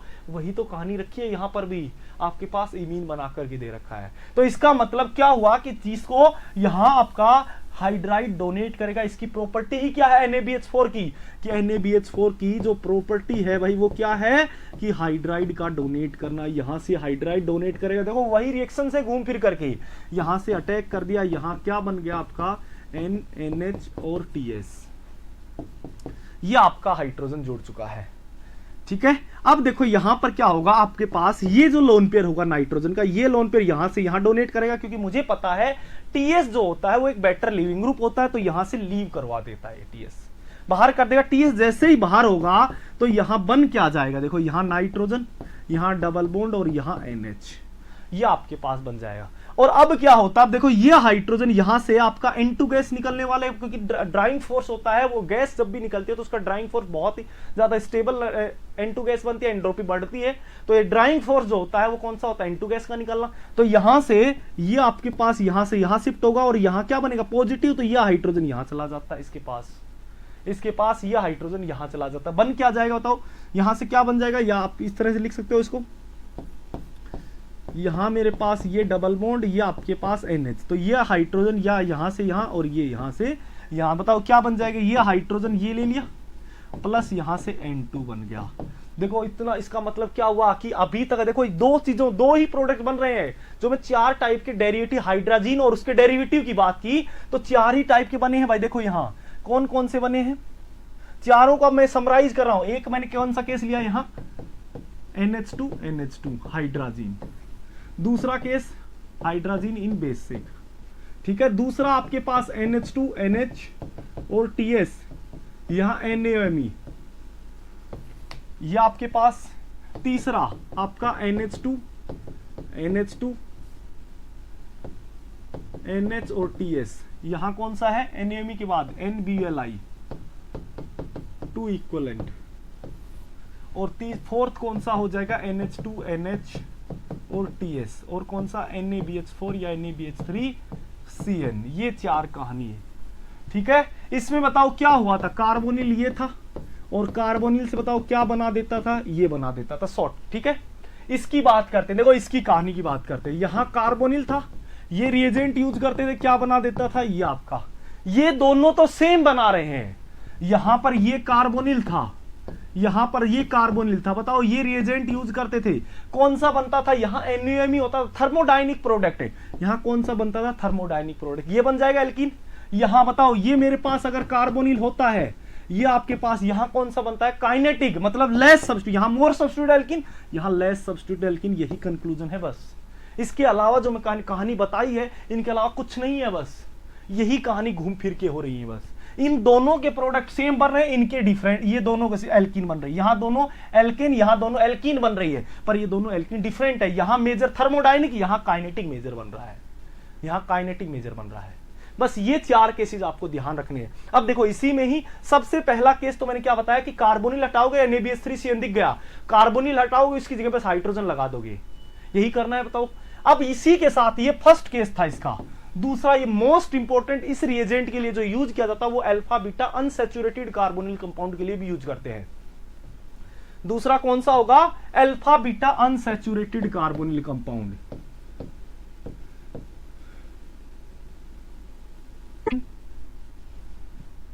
यहां से सॉरी यहां क्या बना देते हैं TS। अब यहां क्या होगा सबसे, उसके बाद क्या आता था NaBH4, और NaBH का BH जो बॉन्ड था वो क्या करता था, यहां अटैक करता था, ठीक है। यहां क्या करता था, अटैक करता था, और फिर यहां से ये यहां से बाहर जाकर के यहां सिंपली क्या करवा सकते हो, इस तरह दिखा सकते हो इसको, ये यहां से यहां गया, इसको बाहर कर दिया। बताओ यही तो कर रहे थे, यहां से क्या बना दिया, अब आपके पास ये बन गया, यहां ये नाइट्रोजन्स, ये N डबल बॉन्ड N, और ये आपका NH, यही कर रहे थे। बताओ यहां जब मेरे पास दूसरा केस, यहां क्या था आपके पास नॉर्मल कार्बन, ये N डबल बॉन्ड N और NH, तो यहां क्या कर रहे थे आप, ये हाइड्रोजन यहां से यहां शिफ्ट कर रहे थे, ये बॉन्ड यहां से H+ ले लेता था, और आप क्या करते थे, यहां से H जोड़ देते थे, यही तो करते थे, N2 बाहर करते थे। यहां क्या होता है, जब अल्फा बीटा होता है तो क्या होता है कि ये हाइड्रोजन यहां अटैक कर देता है, मतलब ये आपके पास जो हाइड्रोजन होगा यहां से यहां, ये आपके पास बॉन्ड यहां से यहां, ये आपके पास यहां, एक साइक्लिक रिंग बन जाती है आपके पास 6 मेंबर की, एक साइक्लिक रिंग का फॉर्मेशन हो जाता है। और कहीं पर भी साइक्लिक 6 मेंबर ट्रांजिशन स्टेट बनेगी तो ज्यादा स्टेबल होगी। तो मतलब यहां अटैक करेंगे, यहां अटैक करेंगे, तो देखो क्या बन गया, यहां बन गया, तो यहां तो आ गया आपका डबल बॉन्ड, ये आपका क्या आ गया भाई, डबल बॉन्ड, यहां से N2 लीव कर गया, और यहां आपका हाइड्रोजन आकर के जुड़ गया, यहीं जुड़ा है। बताओ तो इसका मतलब देखो ये जो हाइड्रोजन है, ये जो डबल बॉन्ड है, ये क्या कर दिया, एक कार्बन शिफ्ट कर दिया आपने, कहां शिफ्ट कर दिया, देखो इसका शॉर्टकट डायरेक्ट बनाएंगे। तो अभी तक क्या कर रहे थे कि यहां से ऑक्सीजन हटाया, और ऑक्सीजन को हटाने के बाद हाइड्रोजन लगा दिया। बस यहां क्या करना आपको, यहां क्या करना है कि ये जो डबल बॉन्ड है इसको साथ में शिफ्ट भी कर देना है, और यहां हाइड्रोजन लगा देना है बस। सॉरी हाइड्रोजन कहां जाएगा आपका, इस नाइट्रोजन का हाइड्रोजन कहां आता है, ये हाइड्रोजन आ जाएगा, ठीक है, ये हाइड्रोजन आ जाएगा। बस एक जो आपके पास एल्कीन है उसको एक कार्बन कार्बोनिल की तरफ शिफ्ट कर देना है, जिस तरफ कार्बोनिल होगा उस तरफ तो एल्कीन कर देना, और एल्कीन वाले कार्बन के पास हाइड्रोजन लगा देना है। बस ये आपका दूसरा केस आता है इस केस में। अब देखो इसी में थोड़ा सा और इसमें ट्विस्ट बनाते हैं कि अगर मैं हाइड्रोजन की जगह ड्यूटेरियम लगा देता हूं, जैसे आपके पास ये कोई एग्जाम्पल दे दिया गया भाई,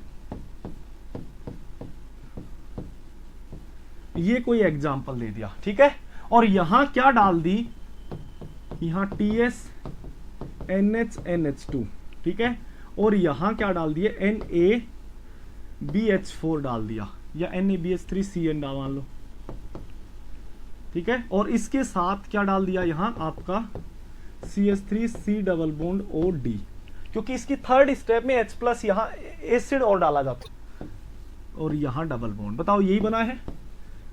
अब यहां से जो NaBH3CN से BH बॉन्ड जाएगा, BH बॉन्ड जाएगा तो यहां अटैक करेगा, यहां से यहां शिफ्ट होगा और इस TS को बाहर कर देगा। बताओ यही बनेगा भाई, यही बनेगा। तो यहां से आपका ये N डबल बॉन्ड N और H यही बन जाएगा, और यहां आपका हाइड्रोजन जुड़ गया, ये आपका हाइड्रोजन जुड़ गया है।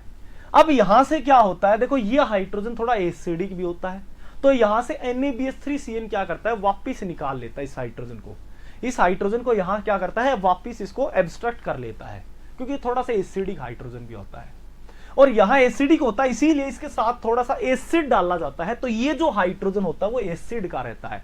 ये जो हाइड्रोजन होता है, ये बात लिख लेना है कि एसिड का हाइड्रोजन होता है जो आपके पास H+ का सोर्स डालते हो, क्योंकि यहां पर कुछ चेंज नहीं होता, इसलिए नहीं बताया जाता कि यह हाइड्रोजन कहां से आया होता है।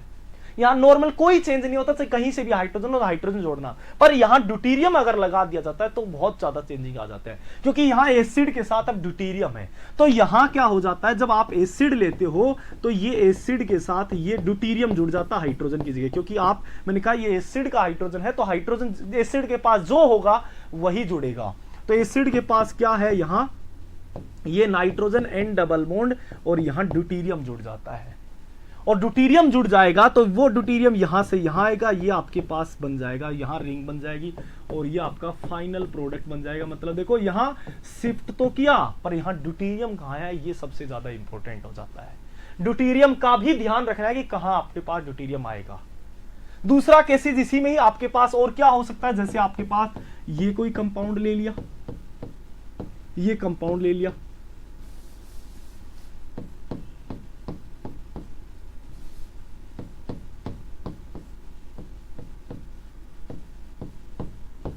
ये अल्फा बीटा अनसैचुरेटेड ले लिया, यहां से आपके पास TS NH और NH2 ले लिया, और इसके साथ ही आपने क्या लिया, NaBH3Cn या NaBH4 ले लिया, और इसके साथ इसमें NaBH4 की जगह में NaBD4 कर दिया, और यहां कर दिया CH3C डबल बॉन्ड OH, ये आपके पास बना दिया। तो देखो सबसे पहला तो हमें पता है ये कार्बोनिल तो शिफ्ट होने वाला है, ये कार्बोनिल शिफ्ट होने वाला है, तो भाई क्या होगा आपके पास, ये डबल बॉन्ड, यहां मेरे पास क्या बन जाएगा, N डबल बॉन्ड, यहां आपके पास क्या हो जाएगा, NH और TS।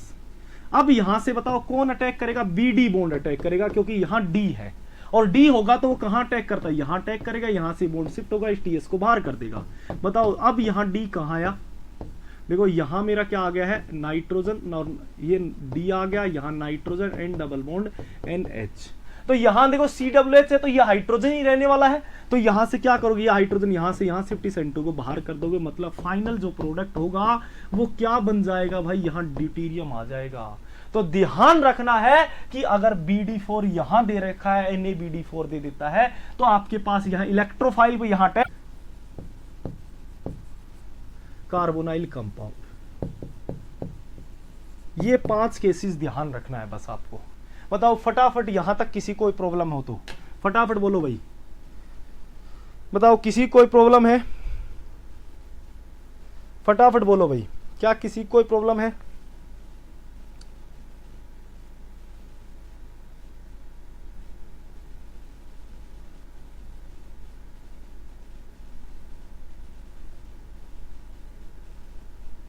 देखो रिएजेंट में रिडक्शन बेस रिएजेंट जितने भी थे वो हमने कंप्लीट कर लिए, ठीक है, तो वो कंप्लीट हो गए हैं आपके। हाँ सुनीत बिल्कुल खत्म हो गई अब क्लास, नहीं सुनीत अब क्लास नहीं है, बस इसको कंप्लीट करवाना था ना, रिएजेंट को रिडक्शन बेस से कंप्लीट करवाने थे, ठीक है। तो हम कुछ पॉइंट छोड़ तो सकते नहीं थे, तो चाहे 5 मिनट ज्यादा ही लग जाए, पर कोई पॉइंट छूटना तो नहीं चाहिए, क्या पता हो सके वही एग्जाम के अंदर पूछ ले, ठीक है। ठीक है सूर्यांश, बताओ और किसी कोई प्रॉब्लम नहीं है? ये 5 पॉइंट ध्यान रखनी है भाई, ठीक है। तो रिडक्शन के जितना मैक्सिमम हो सकता था, मैक्सिमम जितने भी, कोई पॉइंट आपको नहीं छूटा होगा, ऑलमोस्ट सारे पॉइंट मैंने करवाए कवर, जितने भी अभी तक नेट गेट के अंदर जो भी रिएजेंट पूछे गए उसमें से ऑलमोस्ट 99% रिएजेंट मैंने कवर करवा दिए हैं, और जो रिएजेंट बचे हुए हैं वो कोई रेडिकल इंटरमीडिएट के हैं जो आपको इंटरमीडिएट के अंदर करवा दिए जाएंगे, ठीक है। तो वो इंटरमीडिएट से रिलेटेड रिएजेंट है, वो आपके इनसे रिलेटेड रिएजेंट नहीं थे। 99% रिएजेंट मैंने कंप्लीट करवा दिए रिडक्शन बेस के, ठीक है। तो इनको अच्छे से पढ़ लेना है, और जितने भी असाइनमेंट अपलोड होते हैं वो असाइनमेंट सोल्व कर लेना, बुकलेट सोल्व कर लेनी है, और लास्ट में फिर आपके पास जो प्रीवियस ईयर होते हैं उन प्रीवियस ईयर के क्वेश्चंस भी जरूर सोल्व करके जाना है, ताकि आपको आइडिया हो जाए, कॉन्फिडेंस आ जाए कि कैसे कैसे क्वेश्चंस पूछे जाते हैं, ठीक है। नेक्स्ट क्लास में मिलेंगे एक नए टॉपिक के साथ, और यहाँ ऑक्सीडाइजिंग रिएजेंट के साथ, ठीक है। रिडक्शन के जितने भी टाइप थे हमने कंप्लीट कर लिए हैं। ठीक है भाई, ये है 32 स्लाइड। ठीक है शालिनी, ओके।